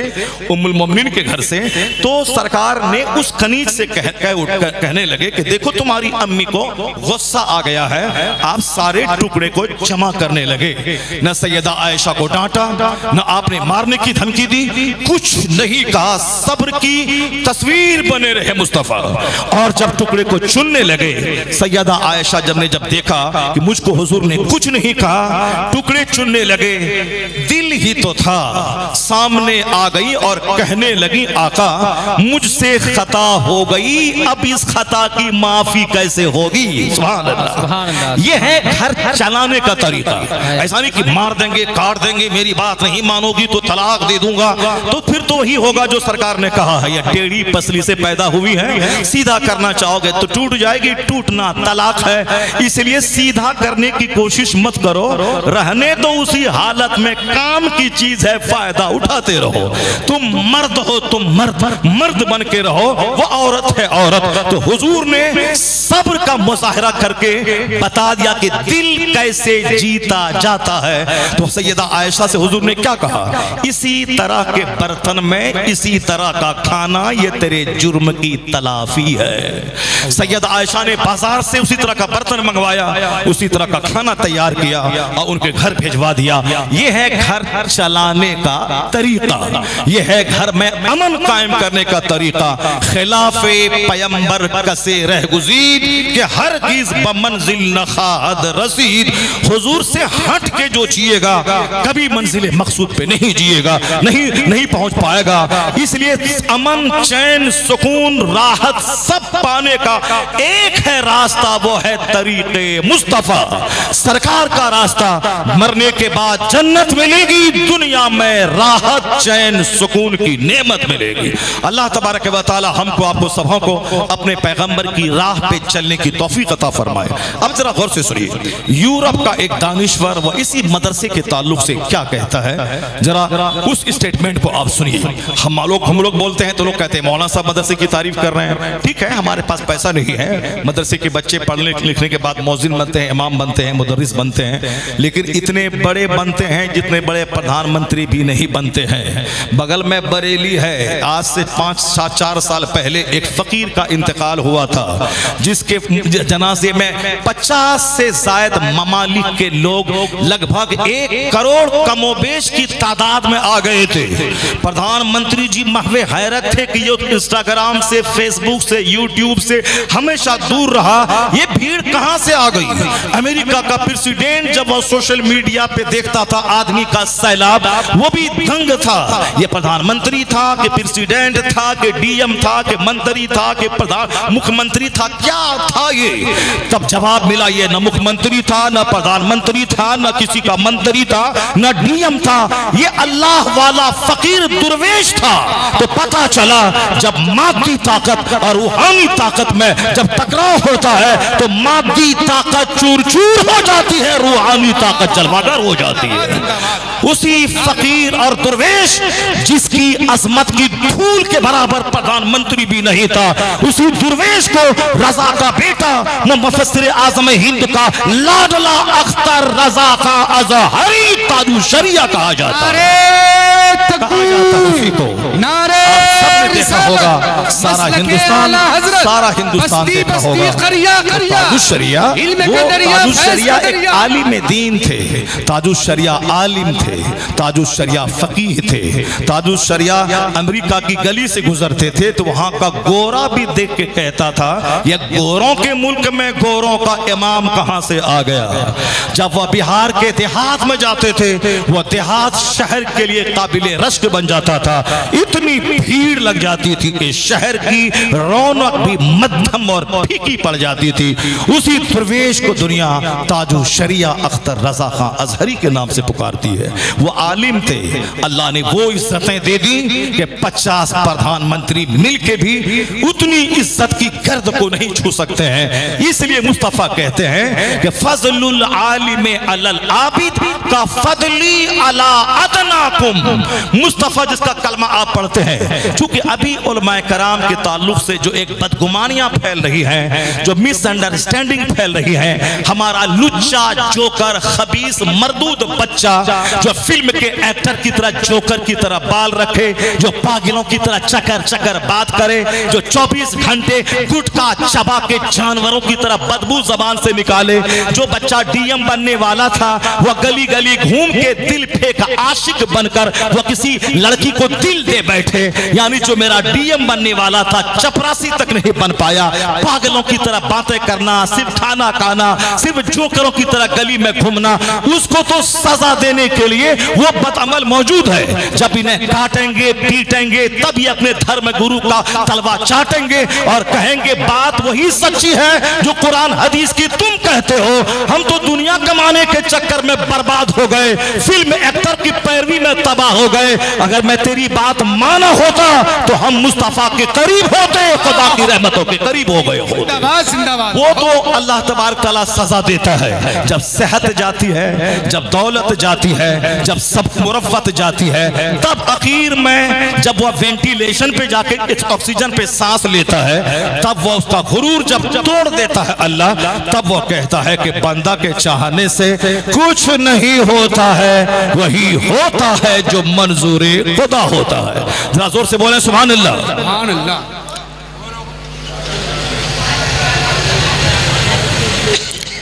تھوڑا سائیڈ دے دو, سائیڈ دے دو, جانے دو, گاڑی کو جانے دو, یا پھر گاڑی کو پیچھے واپس کرو یا آگے جانے دو. اور سب ہم کو دیکھو نا, کیا گاڑی کو دیکھ رہے ہو صاحب؟ تعجب کی بات ہے, اتنی قیمتی باتیں بول رہا ہوں. ایک گاڑی آ رہی اس کی طرف دماغ دینے لگے صاحب. جو بہار کا ایک جاہل علاقے میں کرتا ہے وہ تم مراد آباد میں کر رہے ہو, جو جھارکھنڈ اور بنگال کا دیہاتی کرتا ہے وہ کام تم کر رہے ہو. ٹرک آ رہی ہے اس کی طرف دیکھنے لگے تم. کیوں اپنی جہالت کا ثبوت دیتے ہو یار؟ زور سے بولو سبحان اللہ. ہاتھ اٹھا کے بولو لا الہ الا اللہ, اور زور سے بولو محمد رسول اللہ صلی اللہ علیہ وسلم. بات سننے میں اتنا محو ہو جاؤ کہ راستے سے ٹرین بھی گزر جائے تو پتہ نہیں چلے. یہ انہماک اور توجہ کے ساتھ سننے کے بعد تب گفتگو کی برکتیں سمجھ میں آتی ہیں. ذرا غور سے سنیے گا. میں یہ کہہ رہا تھا کہ ایک عالم نہیں, ایک مولوی نہیں, ایک یورپ 7 سمندر پار کا ایک دانشور کہتا ہے it must be owned that all the knowledge whether of physics or astronomy or astrology or mathematics which flourished in Europe from the 10th century was originally derived from the Arabian schools, and the Spanish Saracen may be looked upon as the father of European philosophy. یہ کوئی مولانا نہیں بول رہا. ایک کتاب ہے The Making of Humanity, تعمیر انسانیت. اس کتاب کے رائٹر ہیں جان ڈیون پورٹ. اس کتاب میں 7 سمندر پار کا دانشور وہ لکھتا ہے ہمارے مدرسے کے بارے میں. یہ مدرسہ کیا ہے, یہ علماء کا مہتو کیا ہے. ہمارے بچے جو لچے لفنگے ہیں ان کو تو مولانا کا مذاق اڑانے سے فرصت نہیں ہے, ان کو تو شادی بیاہ میں ڈی جے بجانے سے فرصت نہیں ہے, ان کو تو مسجد کے دروازے پہ ڈی جے بجانے اور موبائل چلانے سے فرصت نہیں ہے. کوئی ہندو میری مسجد کے سامنے سے ڈی جے بجا کے جائے تو دنگا کر دیں گے, فساد کر دیں گے. لیکن مسلمان کا بچہ جو مسجد کے سامنے ڈی جے بجا کے بارات لے جاتا ہے, اس کے لیے ان سے دنگا کون کرے گا؟ کیونکہ یہ ان کا حق ہے. اس لیے اپنی مسجد کی عزت دوسروں سے کروانا چاہتے ہو, خود اپنی عزت کرو, خود اپنی مسجد کی عزت کرو, مدرسہ کی عزت کرو, عالموں کی عزت کرو, خانقاہوں کی عزت کرو. جب خود اپنی عزت کرو گے تو پھر غیر بھی تمہارے علماء کو عزت دینا شروع کر دے گا. اور تم ہی جیسی کی تیسی کر دو گے تو دوسرا کہے گا جب اس کی کوئی گنتی اس کی قوم کے سامنے نہیں ہے تو ہم کیا اس کو ویلیو دیں؟ اس لیے اپنے عالم، اپنی مسجد، اپنا مدرسہ، اپنی خانقاہ، اپنی درسگاہ، اپنے طلبہ یہ حقارت کے قابل نہیں، یہ سمان پانے کے یوگ ہے۔ یہ ہمارے مذہبی رہنما ہے جو جمعہ کو خطاب کرتے ہیں، جو ہمیں راہ راست دکھاتے ہیں، جو اکیلے نہیں بلکہ مجھ کو اپنے ساتھ جنت لے کے جانا چاہتے ہیں۔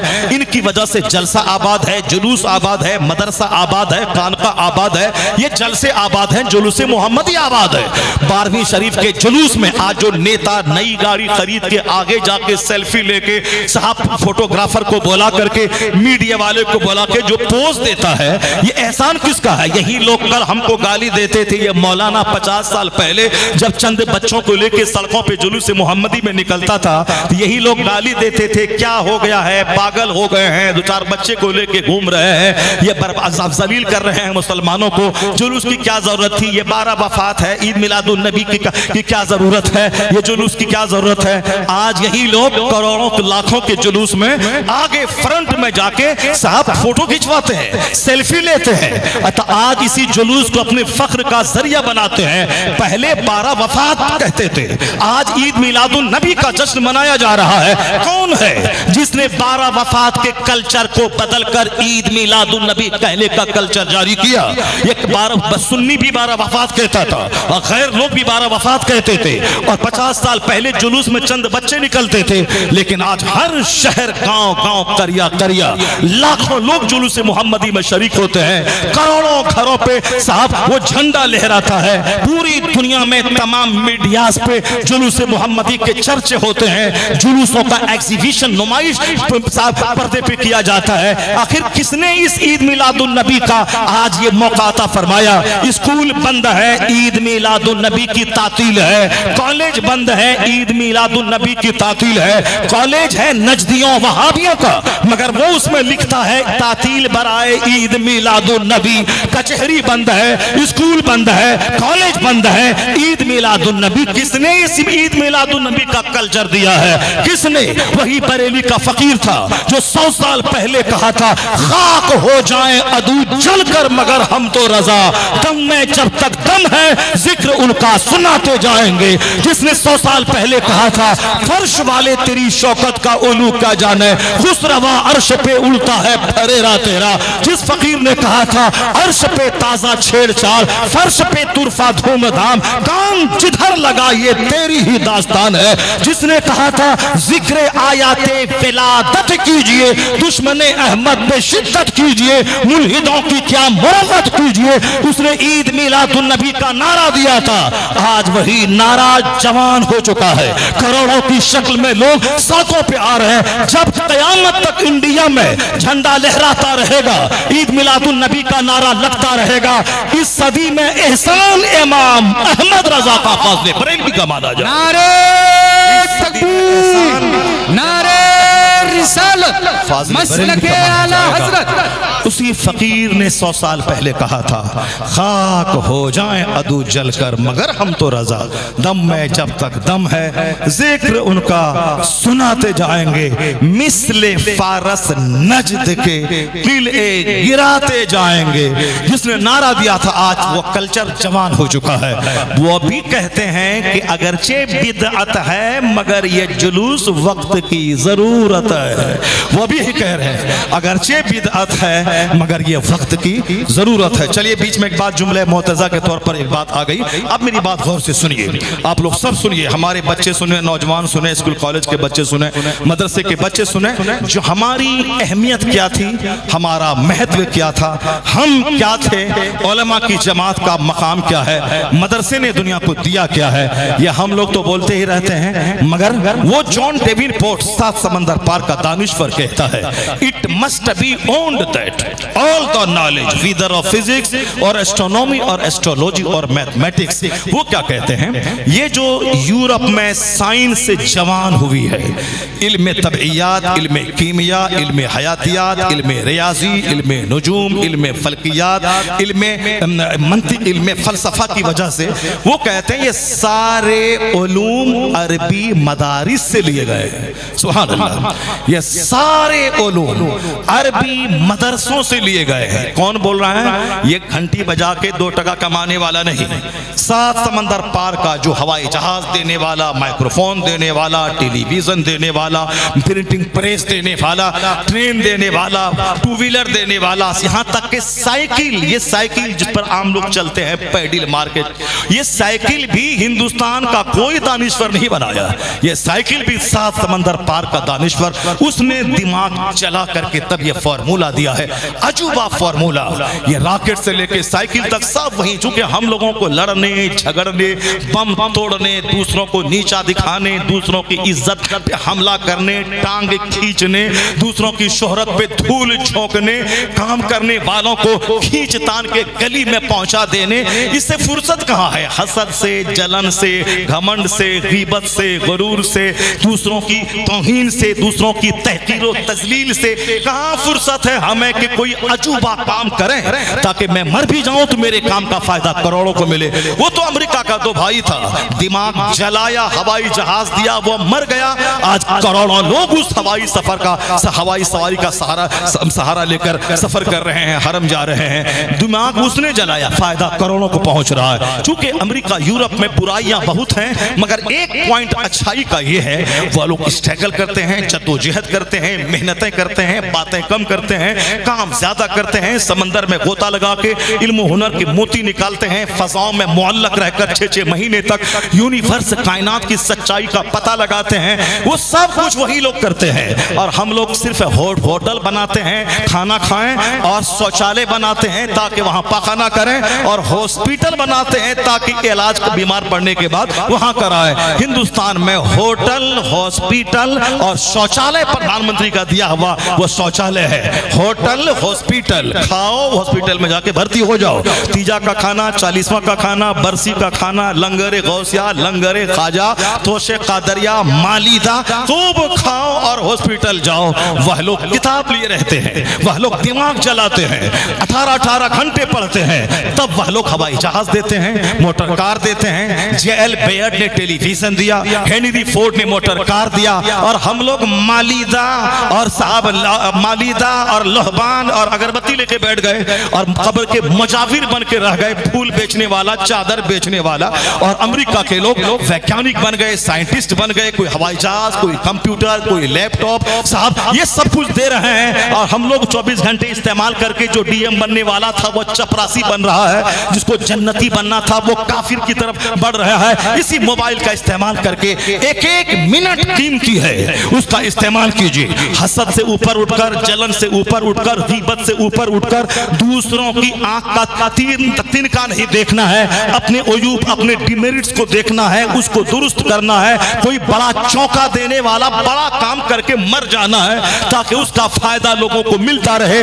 آج یورپ کے لوگ کہتے ہیں the best among you is one who is profitable for other. China بولتا ہے the best among you is one who is profitable for other. India کے پڑھے لکھے لوگ کہتے ہیں the best among you is one who is profitable for other.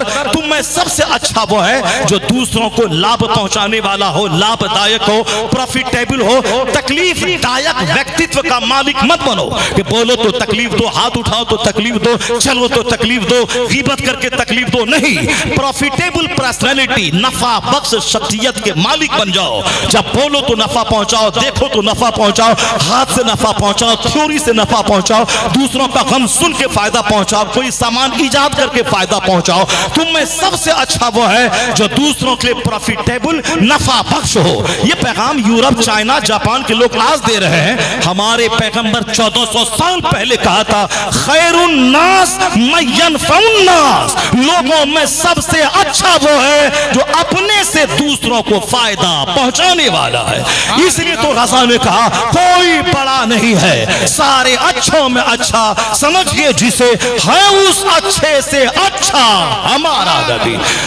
سب جہاں بھی اچھائی ہے اس اچھائی کا رشتہ کہیں نہ کہیں حضور کی تعلیمات سے جڑا ہوا ہے. اب جان ڈیونپورٹ کیا کہا ذرا غور سے سنیے. وہ کہتے ہیں یہ فزکس کیمسٹری، بایولوجی، ایسٹرولوجی، اس کی وجہ سے وگیان نے پرگتی کی ہے، لیکن یہ سارے علوم کہاں سے لیے گئے؟ یہ سارے علوم وہ کہتے ہیں کرسچن یورپ کا دانشور ہوائی جہاز سے لے کر کے ٹیلی فون تک دینے والا، وہ کہتے ہیں کہ یہ سارے علوم عربی مدرسوں سے لیے گئے ہیں۔ چونکہ ہندوستان میں آج سے جتنے بھی کالجز یونیورسٹیز ہیں، اگر آپ لوگ کچھ سننا چاہتے ہیں، سمجھنا چاہتے ہیں ہندوستان میں، پوری دنیا میں، تو سب کو معلوم ہوگا کہ چاہے BH بنارس ہندو یونیورسٹی ہو، علی گڑھ مسلم یونیورسٹی ہو، یا دہلی یونیورسٹی ہو، یا روہیل کھنڈ یونیورسٹی ہو، کوئی بھی یونیورسٹی اس کی تاریخ 500 سال کے اندر کی ہے۔ کسی کی عمر ہے 150 سال، کسی کی عمر ہے 100 سال، کسی کی عمر ہے 200 سال۔ 500 سال پہلے کوئی یونیورسٹی انڈیا میں نہیں تھی۔ آکسفورڈ، کیمبریج جو دنیا کی سب سے بڑی یونیورسٹی ہے، اس کی تاریخ بھی 1000 سال کی ہے۔ 1000 سال پہلے کوئی کالج نہیں تھا، یونیورسٹی نہیں تھی، نہ فزکس کیمسٹری کا نام دنیا میں تھا، کچھ بھی نہیں تھا۔ اس لیے جان ڈیونپورٹ کہتے ہیں کہ پھر ریسرچ کرو، سوچو، غور فکر کرو، شودھ کرو، دماغ جلاؤ، ریسرچ کرو، زمین میں، آسمان میں، سورج میں، چاند میں، یہ ریسرچ کرو۔ یہ کوئی جانتا نہیں تھا۔ کس نے کہا کہ دماغ جلاؤ، تحقیق کرو، سمندر پہ، ڈیزرٹ پہ، ندی نالے پہ، جانور کے تھن میں کہ دودھ کہاں سے نکلتا ہے، گوبر اور خون کے بیچ سے دودھ کیسے نکلتا ہے، غور کرو، ریسرچ کرو۔ یہ ساری باتیں دنیا کے لوگوں کو 800 سال کے بعد لوگوں کو علم ہوا۔ لیکن یہ مدرسے کے نام جان ڈیونپورٹ نے مدرسے کا نام کیوں لیا ہے؟ اسی لیے لیا ہے کہ ان کا قرآن جو دھارمک مذہبی کتاب ہے، اور یہ وہ کتاب ہے جو ان کے عقیدے کے مطابق انسان نے لکھا ہے، بلکہ انسانوں کے پروردگار نے ان کے پیغمبر پہ نازل کیا ہے۔ تو وہ کہتے ہیں اس قرآن میں ریسرچ کی، کانفلکٹ کی، ریسرچ کی، ریفلیکٹ کی، ڈسکوری کی، شودھ کی جتنی باتیں اس میں موجود ہیں، اس لیے کہا جا سکتا ہے کہ جتنا بھی دماغ جلا کے سامان پیدا کرنے کا رجحان جس کو بھی ملا ہے، اس کو رجحان دینے والا یہی قرآن کریم ہے۔ اس لیے کہ قرآن کریم میں، جس میں ہم لوگ نماز، روزے، حج و زکوٰۃ کی بات کہتے ہیں، اس قرآن کریم میں ریسرچ کی ساری باتیں موجود ہیں۔ ذرا اس کی ایک جھلک میں بتاتا ہوں۔ اگر پڑھے لکھے آپ لوگ ہیں تو فزکس میں کس کے ٹاپک پہ بحث ہوتی ہے؟ فزکس علم طبیعیہ، فزکس میں بحث ہوتی ہے سورج پہ، فزکس میں بحث ہوتی ہے چاند پہ، ستارے پہ، اسٹارز پہ، پلانٹس پہ۔ میں فزکس کیمسٹری نہیں پڑھا ہوں، میٹرک تک پڑھا ہوں، میٹرک کے بعد میرا سبجیکٹ انگریزی رہا ہے، میں انگریزی پڑھا ہوں، مگر میں فزکس کیمسٹری بایولوجی کا چیپٹر میٹرک تک پڑھا ہوں۔ میں جانتا ہوں فزکس میں اسٹارز کے بارے میں، پلانٹس کے بارے میں، سن کیا ہے، مون کیا ہے، ماؤنٹین کیا ہے، یعنی یہ طبیعی چیزیں، نیچرل چیزوں کو بیان ہوتا ہے۔ اور کیمسٹری میں بیان ہوتا ہے، کیمسٹری میں دھواں کا بیان، گیس کا بیان، لوہے کا بیان، پتھر کا بیان، یہ معدنیات کا، یہ سب کا بیان کیمسٹری میں ہوتا ہے۔ اور بایولوجی میں جو علم حیاتیات ہے، اس میں بحث ہوتی ہے آدمی کی پیدائش کی، بیماری کی، بیماری کے علاج کی، زمین سے نکلنے والے پودوں کی۔ یہ جب یعنی علم حیوانات ہے، وہ حیاتیات ہے، وہ اس کے بھی دو پارٹ آگے جا کے، ایک بایولوجی ہے، ایک زولوجی ہے، ایک بوٹنی ہے۔ بایولوجی کے آگے جا کے دو پارٹ ہے۔ بوٹنی میں یہ پودا کیسے نکلتا ہے، یہ پودا کیسے مسکراتا ہے، اس پودے کی کتنی قسمیں ہیں، یہ پودا کہاں کون سا پودا ہوتا ہے، یہ مرجھاتا کیوں ہے، یعنی نباتات، زمین سے اگنے والی چیزوں کا بیان اس میں ہوتا ہے بوٹنی میں۔ اور زولوجی میں جانوروں کا، گائے کا، بھینس کا، مچھر کا، چچندر کا، بندر کا، یہ سب کا بیان ہوتا ہے۔ یہ کیا تھا، یہ کیا ہے، جانور کیوں ہنستا ہے، بندر کیا تھا، چچندر کیا ہے، سانپ کیا ہے، سانپ کی کتنی قسمیں ہیں، وہ ساری بحثیں ہوتی ہیں کس میں؟ زولوجی میں۔ اب آپ سمجھ گئے کہ فزکس کیا ہے، کیمسٹری کیا ہے، بایولوجی کیا ہے، زولوجی کیا ہے، بوٹنی کیا ہے۔ اب اس میں جو چیپٹر، ساری چیزیں کب آئی ہیں؟ 800 سال کے اندر۔ اب قرآن نازل ہوا ہے 1400 سال پہلے۔ 1400 سال سے پوری دنیا میں قرآن پھیلا ہوا ہے، سارے لوگ قرآن پڑھ رہے ہیں۔ قرآن کہتا ہے وَنَزَّلْنَا عَلَيْكَ الْكِتَابَ تِبْيَانًا لِكُلِّ شَيْءٍ، ہم نے وہ کتاب نازل کی جس میں ڈیٹیلز آف ہر چیز کا ڈیٹیلز بیان موجود ہے, details explanation of everything, ہر چیز کا واضح بیان موجود ہے. اب کیسے موجود ہے ذرا غور سے سنیے. فزکس کیمسٹری میں ہے سورج, چاند, ستارے, ندی, نالے کا بیان. قرآن شریف میں 114 سورت ہے. اندر کا تو بھنڈار ایسا ہے کہ ایک آیت میں ہزاروں مفاہیم پوشیدہ ہے. وہ تو جتنا علم والا ہے, جو جتنا مطالعہ کرتا رہتا ہے, وہ اس کی گہرائی میں, ڈیپتھ میں غوطہ لگاتا رہتا ہے. ہم لوگوں کے نزدیک 2 مثال ہے, ان لوگوں کے نزدیک 10 مثالیں ہیں. جو ان سے بڑے ہیں ان کے نزدیک 100 مثالیں ہیں. ایک صاحب وہ مربع بھرنے والا جو ہوتا ہے, وہ اس علم کا جانکار ایک بہار میں تھا. حضور ملک العلماء جو اعلیٰ حضرت کے شاگرد تھے, ان کے پاس آئے. انہوں نے کہا اس ذائچہ کو آپ کتنے ڈھنگ سے بھر سکتے ہیں؟ ہم تو 16 طریقے سے بھرنا جانتے ہیں. حضور ملک العلماء نے کہا کہ ہم اس کو 800 طریقے سے بھرنا جانتے ہیں. اور سب بھرا ہوا رکھا, وہ سارا میپ انہوں نے دکھلا دیا. یہ طریقہ بولا آپ نے کہاں سے سیکھا ہے؟ کہا ہمارے استاذ اعلیٰ حضرت فاضل بریلوی ہیں, میں نے ان سے سیکھا ہے, اور وہ 1700 طریقے سے اس کو بھرنا جانتے ہیں. اللہ الصمد. 8 طریقے سے بھرنے والا سوچتا تھا پورے انڈیا میں ہمارے برابر کسی کے پاس علم نہیں ہے. اور جب ان کو پتا چلا کہ صاحب یہ 800 وہ 1700, وہ اپنا صاحب بوریا بستر سمیٹا, بیگ میں ڈالا اور وہاں سے رفو چکر ہو گیا. فوق کل ذی علم علیم, ہر علم ایک والے کے اوپر میں علم والا ہے. اب ذرا غور سے سنیے. فزکس, کیمسٹری, بائیولوجی میں جو ہوتا ہے, قرآن میں 114 سورتیں ہیں. 114 سورتوں کے نام میں بیان کرتا ہوں, تب پتا چلے گا کہ جان ڈیون پورٹ نے کیوں کہا یہ سارے علوم عربی مدرسوں سے لیے گئے ہیں. جان ڈیون پورٹ نے کیوں کہا, اسی کی وضاحت کرتے ہوئے میں پہلے یہ بات بتا دوں تاکہ ان کی بات سمجھنے میں آپ کو دقت نہیں ہو. قرآن شریف میں 114 سورتیں ہیں. ایک سورت کا نام ہے سورہ شمس. شمس کا معنی سن یعنی سورج. ایک کا نام ہے قمر. قمر کا معنی دمون یعنی چاند. ایک کا معنی, ایک سورت کا نام ہے نجم یعنی اسٹار, ستارہ. ایک کا معنی ہے دخان یعنی دھواں, گیس. ایک سورت کا نام ہے حجر یعنی اسٹون یعنی پتھر. ایک کا نام ہے حدید یعنی لوہا, دا آئرن. اس طرح سے سورہ حدید, سورہ دخان, سورہ شمس, سورہ نجم, سورہ تاریخ, سورہ فیل ہاتھی, سورہ بقرہ گائے, سورہ عنکبوت مکڑی, سورہ نمل چوٹی. یعنی بائیولوجی میں, زولوجی میں, کیمسٹری میں, فزکس میں جن سارے علوم پر بحث ہوتی ہے, ان علوم کے ٹاپک کے نام پہ قرآن کی سورتوں کے نام ہے. یہ اس بات کی دلیل ہے کہ جتنے علوم سائنس میں پڑھائے جاتے ہیں, اس علوم کو دنیا میں پھیلانے والا مذہب اسلام پھیلانے والی کتاب اللہ قرآن مجید ہے. نعرہ تکبیر, نعرہ رسالت, مسلک اعلیٰ حضرت. اس لئے جان ڈیون پورٹ کہتے ہیں یہ سارے علوم عربی مدارس سے لیے گئے ہیں. اب آگے کا جملہ سنیے چونکا دینے والا. وہ کہتے ہیں the Spanish Saracen may be looked upon as the father of European philosophy. وہ کہتے ہیں عربی مدارس کے جو علماء ہیں, عرب کی حکومت قائم ہوئی اسپین میں, عرب کے حکمرانوں کی. تو اب عرب کے لوگ اسپین گئے. اسپین میں حکومت رہی 1000 سال تک, کم و بیش 800 سال تک. اس دوران میں وہاں ایک مسلمان کے گھر میں ہزار کتابیں. وہ زمانہ مسلمانوں کے عروج کا زمانہ تھا. کتابیں چھپ رہی تھی, پریس کا وجود آ چکا تھا, اور نئی کتابیں پڑھی جا رہی تھیں, لکھی جا رہی تھیں. قرآن پاک کی تفسیر کی بے شمار کتابیں لکھی جا رہی تھیں, اور ہر ٹاپک پہ کتابیں لکھی جا رہی تھیں. یعنی طبیعت پہ, کیمیا پہ, حیاتیات پہ, ہسٹری پہ, جغرافیہ پہ, وہ ساری کتابیں لکھی جا رہی تھی. اب وہ دور عروج کا زمانہ کہ ہر مسلمان کے گھر میں سینکڑوں کتابیں, درجنوں کتابیں, ہزاروں کتابیں. مکتب میں مسجد, ہر شکشا کا کیندر مسجد بن گئی تھی. ہر مسجدوں میں صبح شام مکتب میں پڑھائے جاتے تھے. کرسچنوں کے بچے وہاں آ کے پڑھتے تھے. اب وہاں پہ पढ़ाया क्या जाता था?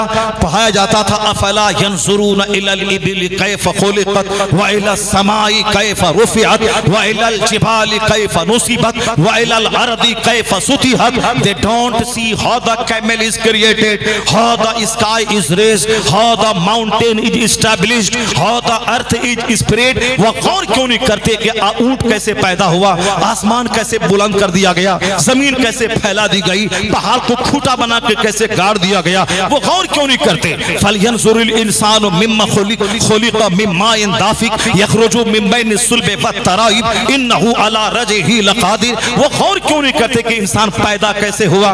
पानी का एक कूदता हुआ कतरा जो बाप के रीढ़ की हड्डी, माँ के सीने की हड्डी से निकला, उससे ये इंसान पैदा हुआ. ये गौर क्यों नहीं करते कि हम लशम्स यंबगी लहा अन तुदरकल कमर वलल लैलु साबिकुन नहार कुल्लुन फी फलकिन यस्बहून. यानी ये सूरज और चांद सब अपने अपने मदार पे महवे गर्दिश है. सूरज के बस में नहीं कि चांद को पकड़ ले, चांद के बस में नहीं कि सूरज को पकड़ ले. दे फ्लोट ऑन देयर ऑर्बिट्स. ये अपने अपने मदार पे महवे गर्दिश है. ये गौर क्यों नहीं करते?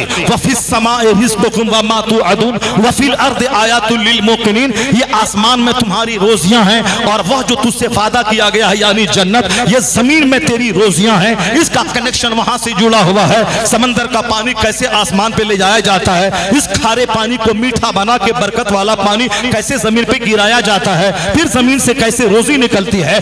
इसमें निशानियां हैं अक्लमंदों के लिए. तो कहीं जमीन का बयान, कहीं आसमान का बयान, कहीं सूरज का बयान, कहीं चांद का बयान, कहीं ऊंट का बयान, कहीं गाय का बयान, कहीं हाथी का बयान, कहीं साहब लोहा का बयान. इसका मतलब मदारिस से अरबिया में उलमाए कराम जब इन सारे उन्वानात पे बहसें कर रहे थे और रिसर्च का पैगाम दे रहे थे, तो धीरे धीरे तहकीकात का मसाज बना दुनिया में. लोग रिसर्च करने लगे, खोज करने लगे, तो धीरे धीरे नए नए सामान इजाद में लोग लाने लगे. तो कहते हैं बेसिकली यही मदरसे के उलमा है जिसने तहकीक का मसाज दिया, जिसने खोज का मसाज दिया.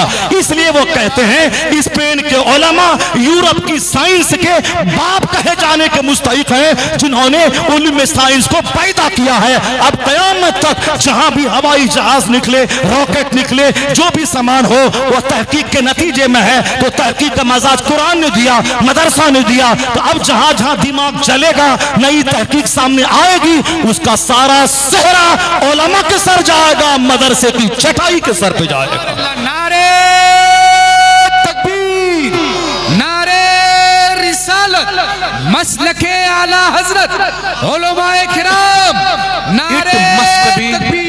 It must be owned that all the knowledge, whether of physics or astronomy, astrology or mathematics, which flourished in Europe from the 10th century, was originally derived from the Arabian schools, and the Spanish Saracen may be looked upon as the father of European philosophy.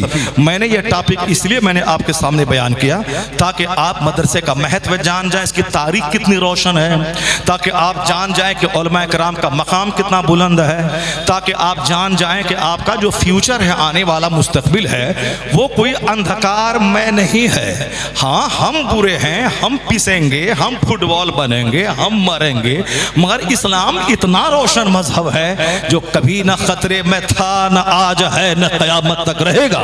चूंकि हम तारीख आज हालात बता रहे हैं, जैसे जैसे साइंस जवान हो रही है, ये नाचने कूदने गाने वाले लोग थोड़े हैं. दिमाग चलाने वाले, सोचने वाले और फिर इस्लाम लाने वालों की एक बड़ी दुनिया है, जिसको जानबूझकर छुपाया जाता है, जिसको जानबूझकर मीडिया में दिखाया नहीं जाता है. यहाँ सिर्फ कुरान जलाने वाली बातें ये दिखाई जाती हैं और कुरान पढ़ के ईमान लाने वालों की कहानियां ये बताई नहीं जाती है. उसकी एक झलक में बताता हूँ. जॉन डेवनपोर्ट जो कहा तो कहा. अब एक बहुत बड़े दानिश्वर हैं साहब, वो कहाँ, थाईलैंड की राजधानी बैंकॉक में एक यूनिवर्सिटी है. उस यूनिवर्सिटी के एक प्रोफेसर है, डिपार्टमेंट ऑफ एनाटॉमी के हेड हैं, डिपार्टमेंट ऑफ एनाटॉमी के हेड हैं. उन्होंने रिसर्च करना शुरू किया. रिसर्च ये किया कि साहब आज तक बहुत सारी जमीन पे तहकीक हुई है, बहुत सारे टॉपिक पे, लेकिन एक टॉपिक पे आज तक किसी ने काम नहीं किया है. उस टॉपिक पे मैं काम करूंगा. चूंकि साइंसदानों का मजाज है कि जो انٹچڈ ٹاپک ہے، جس کو چھوا نہیں گیا ہے، اس ٹاپک پہ مجھ کو کام کرنا ہے۔ وہ تو ہم لوگ ہیں کہ الگ سے نئی تحقیق کچھ کرنا نہیں چاہتے ہیں، اس لیے اگر کسی نے کوئی دکان ڈال دیا، اس کی دکان چلنے لگی تو اس کے بازو ہم وہی دکان ڈال دیں۔ انہوں نے جوتے کی چپل کی دکان ڈال دی، دکان چلنے لگی تو ہم اس کے بازو میں دکان ڈال دیں۔ انہوں نے مدرسہ قائم کیا، مدرسہ چلنے لگا تو ہم بھی بازو مدرسہ قائم کر دیں۔ انہوں نے اسکول قائم کیا، اسکول چلنے لگا تو ہم بھی بازو اسکول قائم کر دیں۔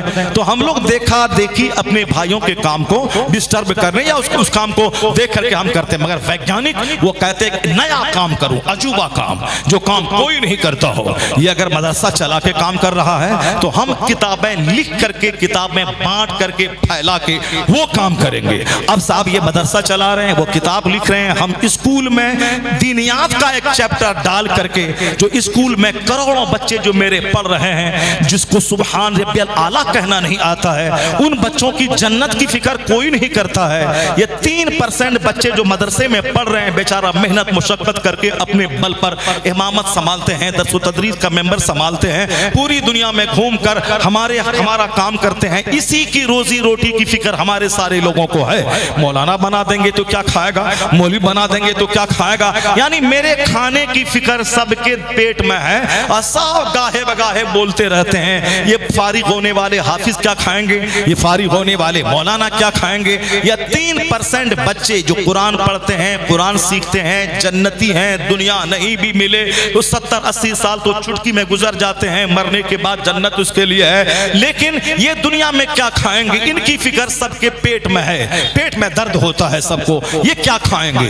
لیکن وہ 97% بچے جو اسکول کالج میں مسلمانوں کے پڑھتے ہیں، جو بچے D M, S P, barrister, lawyer, master, داروغہ سب بن رہے ہیں، مگر ان کو قرآن نہیں آ رہا ہے، ان کو صاحب نماز کے طریقے نہیں آ رہے ہیں، اس کو روزے کے فرائض و واجب مکروہات اس کو معلوم نہیں ہے۔ تو اب یہ بتائیے ان 97% بچوں کے لیے یہ دنیا ہی میں ڈی ایم بن کے کھا پی کے مر جائے گا، یہ جہنم کی آگ میں جلے گا، ان کی ساری نمازیں قضا ہو رہی ہیں، یہ نماز پڑھتا بھی ہے تو نماز ہو نہیں رہی ہے، تو سورہ فاتحہ پڑھنا نہیں آ رہا ہے۔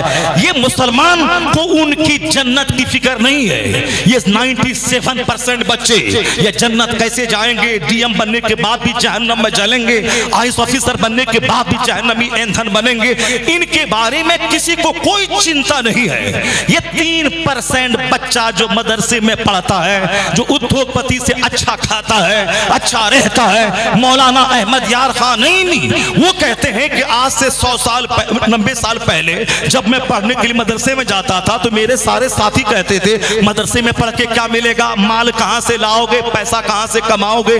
ہمارے اکثر ساتھی مدرسہ چھوڑ کے اسکول چلے گئے، وہاں جائیں گے، میٹرک پاس کریں گے، انگریزوں کا دور ہے، وہاں نوکری ملے گی، سب چلے گئے وہاں، مگر میں نے مدرسے کو نہیں چھوڑا۔ تو اب کہتے ہیں الحمدللہ جتنے ساتھی میرے ساتھ چھوڑ کے اسکول چلے گئے وہ سب نوکری کے لیے پریشان ہیں، مارے پھر رہے ہیں، اس کو جاب نہیں ہے، دانے دانے کو ترس رہے ہیں، اور میں نے حدیث پڑھی، قرآن پڑھا، الحمدللہ اس کے مقابلے میں زیادہ روزی بھی مل رہی ہے، زیادہ عزتیں بھی مل رہی ہے، زیادہ روزی بھی مل رہی ہے، زیادہ عزتیں بھی مل رہی ہیں۔ یہ جو فکر آج سے 80 سال پہلے تھی وہی سوچ آج بھی کام کر رہی ہے۔ یہ مدرسے میں پڑھنے والے بچے کھائیں گے کیا؟ تو ٹھیک ہے ہمارے کھانے کے بارے میں فکر مت کیجئے، چونکہ واللہ اللہ تبارک تعالی زبردست روزی دینے والا ہے۔ ان اللہ والرزاق ذو القوۃ المتین وما من دابۃ فی الارض الا علی اللہ رزقها۔ جب اللہ تعالیٰ سانپ، بندر، چچندر، کافر، مشرک سب کو روزی دیتا ہے، تو جو ان کے دین کا کام کرے گا اس کو ان کے مقابلے میں زیادہ احسن طریقے سے روزی ملے گی۔ حضور نے کہا تھا وادی بنا میں جو اپنے پیچھے دین کا غم لگا لیتا ہے اللہ اس کی دنیا کا کفیل اور ذمہ دار ہو جاتا ہے، اور جو اپنے پیچھے دنیا کا غم لگا لیتا ہے اللہ اس کی نگاہوں کے سامنے مفلسی کے دروازے کھول دیتا ہے، پھر وہ اسی راستے میں چل پڑتا ہے، کہیں بھی جا کے مر جائے اللہ کو اس کی کوئی پرواہ نہیں ہوتی ہے، پیسہ کماتا جاتا ہے، مفلس ہوتا جاتا ہے، اور یہاں جو دین کا غم لگا لیتا ہے ہے اللہ اس کی دنیا کا کفیل اور ذمہ دار ہو جاتا ہے. ذرا غور سے سنیے, جان ڈیون پورٹ نے جو کہا کہ عربی مدارس کے علماء یورپ کی سائنس کے باپ کہے جانے کے مستحق ہیں, ذرا غور سے سنیے. تھائی لینڈ کی راجدھانی بینکاک کا وہ پروفیسر, انہوں نے اناٹومی کا ہیڈ آف دی ڈپارٹمنٹ ہے, وہ انہوں نے کہا کہ ایک چیپٹر ہے جس پر آج تک کام نہیں ہوا ہے, ہم اس پر کام کریں گے. یہ ہے ویگیانکوں کی سمجھ کہ جس پر کام نہیں ہوا ہے اس پہ کام کرنا ہے. انہوں نے ایک ٹاپک دیکھا کہ درد کا احساس کہاں ہوتا ہے, اس پر کام کسی نے نہیں کیا, میں کروں گا. پیٹ پر کام ہوا ہے, انٹسٹائن پہ کام ہوا ہے, اسٹمک پہ کام ہوا ہے, لنگز پہ کام ہوا ہے, صاحب وینز پہ کام ہوا ہے, برین پہ کام ہوا ہے, آئی پہ کام ہوا ہے, نوز پہ کام ہوا ہے, سب پہ کام ہوا ہے. لیکن ایک ڈپارٹ ہے جو درد کا احساس چمڑے میں ہوتا ہے یا ہڈی میں یا جلد میں یا گوشت میں, کہاں, اس پر میں کام کروں گا. دماغ چلایا, محنتیں کی, انہوں نے ایک موٹی سی کتاب لکھی, 10 سال لگ گئے اسے. دماغ جلا جلا کے ہم کو تو پیٹ کیسے پالنا ہے, مدرسے سے نکل کے ملیا چلے جائیں, وہاں سے جا کے کچھ نہ کچھ داڑھی موچ منڈ ڈالیں, نماز چھوڑ دیں, بس دو نوکری مل جائے, آرام سے کھائیں پیئیں, بس مر جائیں. یعنی یہ سوچ نہیں کہ روزی ملے, احسن طریقے سے ملے, مگر دینی خدمت کے سائے میں ملے. تلوار کے سائے میں کسی کی روزی ہے, امر بالمعروف کے سائے میں کسی کی روزی ہے, کہ مدرسہ سنچالن کے پیچھے کسی کی روزی ہے. آخرت مد نظر دماغ کے سامنے رہے, باقی دنیا آسان ہو جائے گی. یہاں صرف دنیا ہی دماغ کے سامنے ہے, اس لیے دنیا ٹف اور مشکل ہوتی جا رہی ہے. یہ ویگیانکوں سے سیکھیں, نیوٹن سے, آئنسٹائن سے, جیل بیئر سے, ہینری فورڈ سے. ان لوگوں نے جو کام کیا ہے, مکان دکان نئی داڑیاں بڑھ گئی, یہاں تک سر کے بال بڑھ گئے, کمر تک ناخن لمبے ہو گئے, مگر وہ پڑے ہوئے ہیں, تجربہ گاہ میں پڑے ہوئے ہیں. اب آج ہم نہیں جانتے کہ نیوٹن کے پاس کتنی دولت تھی. آئنسٹائن جو اس دور جدید کا سب سے بڑا ویگیانک ہے, جو پوری دنیا میں جن کے فالوور موجود ہیں, ان کا مکان کیسا تھا, ان کے پاس کتنی زمین تھی, وہ کھانا کیسے کھاتے تھے, کوئی نہیں جانتا. اقبال کے پاس زمین کتنی تھی, اقبال کھانا کیسے کھاتے تھے, شیکسپیئر کھانا کیسے کھاتے تھے, ولیم ورڈسورتھ کھانا کیسے کھاتے تھے, کوئی نہیں پوچھتا ہے. صاحب امریکہ کے پریزیڈنٹ جنہوں نے امریکہ کی جدید تعمیر کی ہے, ابراہیم لنکن, وہ کیسے تھے, ان کا گھر کہاں تھا, کتنی زمین اس کے پاس تھی, نہیں کوئی نہیں پوچھتا. آج کوئی نہیں پوچھتا کہ اعلیٰ حضرت کے پاس کتنی زمین تھی, وہ باپ کی زمین پہ کتنی زمین کو بڑھایا, کتنی زمین کو بیچا, وہ کیسے کھاتے تھے, کیسے گھر بناتے تھے, کیسے دونوں بچوں کو پالا, کیسے 5 بیٹیوں کو پالا, کیسے ان کی شادی کرائی. جب بندہ بہت بلندی پہ پہنچ جاتا ہے, یہ سب چھوٹے چھوٹے کام سب پسے پش چلے جاتے ہیں. بندہ نہیں دیکھتا کہ وہ کہاں رہتا تھا, وہ کیا کھاتا تھا, وہ کہاں کتنے بچے تھے, کون اس کا داماد تھا. ان کا کام دکھتا ہے کہ اعلیٰ حضرت نے اس بلندی پہ پہنچ کے کتنے کروڑ مسلمانوں کے جو ایمان کی رکشا کی ہے, احمد رضا کی خدمتوں کا جواب نہیں. غریب نواز نے 90 لاکھ کو ایمان دے کے احسان کیا, تو احمد رضا نے کروڑوں کو کافر ہونے سے بچا کے احسان کیا. لوگ کام دیکھتے ہیں, اب نہیں دیکھتے ہیں کہ ان کی بیٹی کہاں ہے, ان کی 5 بیٹی کا بچہ کہاں ہے, وہ کیا کھاتے تھے, وہ ان کا گھر کیسا تھا, کچھ نہیں. کام کے سامنے ساری چیزیں ثانوی حیثیت رکھتی ہیں. جس کے پاس کوئی کام نہیں ہے, اسی کو 40 لاکھ روپیہ دے دو, گھوس دے دو, نوکری لے لو, 1 لاکھ مہینہ کماؤ, آرام سے پیٹ میں سب ڈالتے رہو, تو اونچا کر دو. اس کے بعد کیا ہے کہ صاحب شوگر کی بیماری, ہارٹ کی بیماری, ساری بیماری لے لو اور ادھر ادھر کرو. یہ سارا کام جو چھوٹے لوگ ہوتے ہیں اس کا کام ہوتا ہے. حضرت خوانے دو, حضرت سبحان اللہ, علامہ و مولانا مفتی بختیار الدین صاحب, سبحان اللہ, سبحان اللہ, سبحان حضرت علامہ مفتی بختیار الدین صاحب, سبحان اللہ, نعرہ تکبیر. یہ دیکھیں حضور سید بختیار الدین صاحب کا تشریف لیا, ماشاءاللہ. صدر الافاضل کا نام ساری دنیا جانتی ہے. اعلیٰ حضرت کا داہنا بازو بن کر جنہوں نے مسلک اہل سنت کی خدمت کی, ان کو تو ہم لوگوں نے نہیں دیکھا, ان کی نسل کا شہزادہ یہاں موجود ہے جس کو ہم لوگ دیکھ رہے ہیں. ان کے آباء و اجداد نے بہت بڑی خدمتیں کی ہیں. اللہ تبارک و تعالی ہم اس سرزمین کو آباد رکھے, بزرگان دین کے فیضان سے مالا مال فرمائے. ذرا زور سے بولیے سبحان اللہ. میری بات سمجھ میں آ رہی کہ نہیں آ رہی آپ لوگوں کو؟ بس ختم کر دوں, میں میرا کام تمام ہو گیا, لیکن یہ بات پوری تو پہلے میں کر دوں. ایک ایک جملے میں روشنی کی کرن ہے. یہاں نہ کامیڈی ہے, نہ کوئی کہانی ہے, نہ کوئی قصہ ہے, بلکہ ایک ایک ایک جملے میں میرے بچوں کے لیے، نوجوانوں کے لیے، جتنی پبلک یہاں ہے سب کے لیے ایک روشنی کا بھنڈار ہے، اس کو لیتے رہیں، زندگی میں امپلیمنٹ کرتے رہیں، ایک اچھی زندگی گزارنے کا سامان کرتے رہے۔ کامیڈی سننے سے کوئی فائدہ نہیں ہے، قصہ کہانی سننے سے کوئی فائدہ نہیں ہے، بلکہ جو آپ کے موٹیویشنل باتیں ہیں، جو آپ کو پریرک شکتی دیتی ہوں، جو آپ کی زندگی میں ایک جذبہ اور تحریک پیدا کرتی ہوں، وہ باتیں ہی باتیں ہیں۔ چنانچہ انہوں نے میگا ٹیجا سین جی نے کہا کہ ساری دنیا کے لوگوں نے الگ الگ ٹاپک پہ ریسرچ کیا، میں اس ٹاپک پہ ریسرچ کروں گا کہ فیلنگ آف پین کہاں ہوتا ہے۔ انہوں نے اس کے لیے 10 سال کا ٹائم نکالا، دماغ جلایا، سوکھی روٹی کھایا، موٹا چھوٹا پہنا، آج جس کا چرچا یہاں میں کر رہا ہوں پوری دنیا میں ہو رہا ہے۔ کہاں پیدا ہوا، کیا کھایا، کہاں نوکری ملی، کتنا ٹاکا ملتا تھا، یہ تو ہم جیسے چھوٹے لوگوں کی کہانی بن گئی ہے۔ جس کو کوئی کام نہیں کرنا ہے، اپنے پیچھے کوئی کام چھوڑ کے نہیں جانا ہے، یہ لوگ کھانے پینے کے لیے آخری حد تک پہنچ جائیں گے، بس کھانا ہے، کمانا ہے اور مر جانا ہے۔ میگا ٹیجا سین ویگیانک دنیا کا ایک شاہکار، اس فیلڈ میں کسی نے فرق نہیں کیا ہے، مجھ کو کرنا ہے۔ انہوں نے شروع کیا، 10 سال 15 سال محنت کی، دماغ جلایا، ساری دنیا سے کٹ کر بند کمرے میں رہ کے کتابوں کی اسٹڈی کی، ایک چونکا دینے والا کام اس نے انجام دیا۔ جس کو پڑھنے کے زمانے میں چچیرے بھائی کی شادی، ممیرے بھائی کی شادی، پھپھیرے بھائی کی شادی، ننیرے ممیرے کٹیرے یہ لٹیرے، حضرت چھٹی دیجئے چچیرے بھائی کی شادی ہے، حضرت چھٹی دیجئے ممیرے بھائی کی شادی ہے، حضرت چھٹی دیجئے پھپھیری بہن کی شادی ہے۔ کوئی بڑا خطیب، بڑا محدث، بڑا مفسر، بڑا مناظر وہ کبھی نہیں بن پائے گا جو بات میں گھر جاتا ہو، جو ساری دنیا سے کٹ کے کتاب کو اپنا ٹائم دیتا ہو، وہی مفسر بنے گا، وہی محدث بنے گا، وہی بہت بڑا کام دنیا میں دے گا۔ جو چچیرے ممیرے پھپھیرے کٹیرے لٹیری کرتا رہے گا، وہ صرف لیفٹ رائٹ گھر مکان گھر مدرسہ کرے گا، کوئی بڑا کام نہیں کر پائے گا۔ یہاں صاحب جاڑے کے زمانے میں گاجر کا حلوہ کھائے گا اور صبح سویرے حلیم کھائے گا، کہاں کوئی مرے کی تیجا میں پہنچے وہاں بریانی کھائیں، بس کھا پی کر کے موٹا ہو کے مراد آباد سے چلا جائے گا، کسی لائق نہیں بنے گا۔ اور جو سب سے رشتہ ناتا کاٹ کر کے فوکس کتاب پہ کرے گا، وہی کوئی بڑا کام کرے گا، وہی بڑا کام کرے گا۔ اسے بڑا کام کرنے کے لیے نہ چپل دیکھنا ہے، نہ شوز دیکھنا ہے، نہ جبہ دیکھنا ہے، نہ ٹوپی دیکھنی ہے، نہ مدرسے میں گاڑی دال مل رہی ہے کہ پتلی دال مل رہی ہے کہ موٹی روٹی مل رہی ہے کہ موٹا چاول مل رہا ہے، اس کو نہیں دیکھنا، جو ملے کھا لے، زندگی بچے، بس ساری انرجی اسٹڈی پہ لگا دینی ہے۔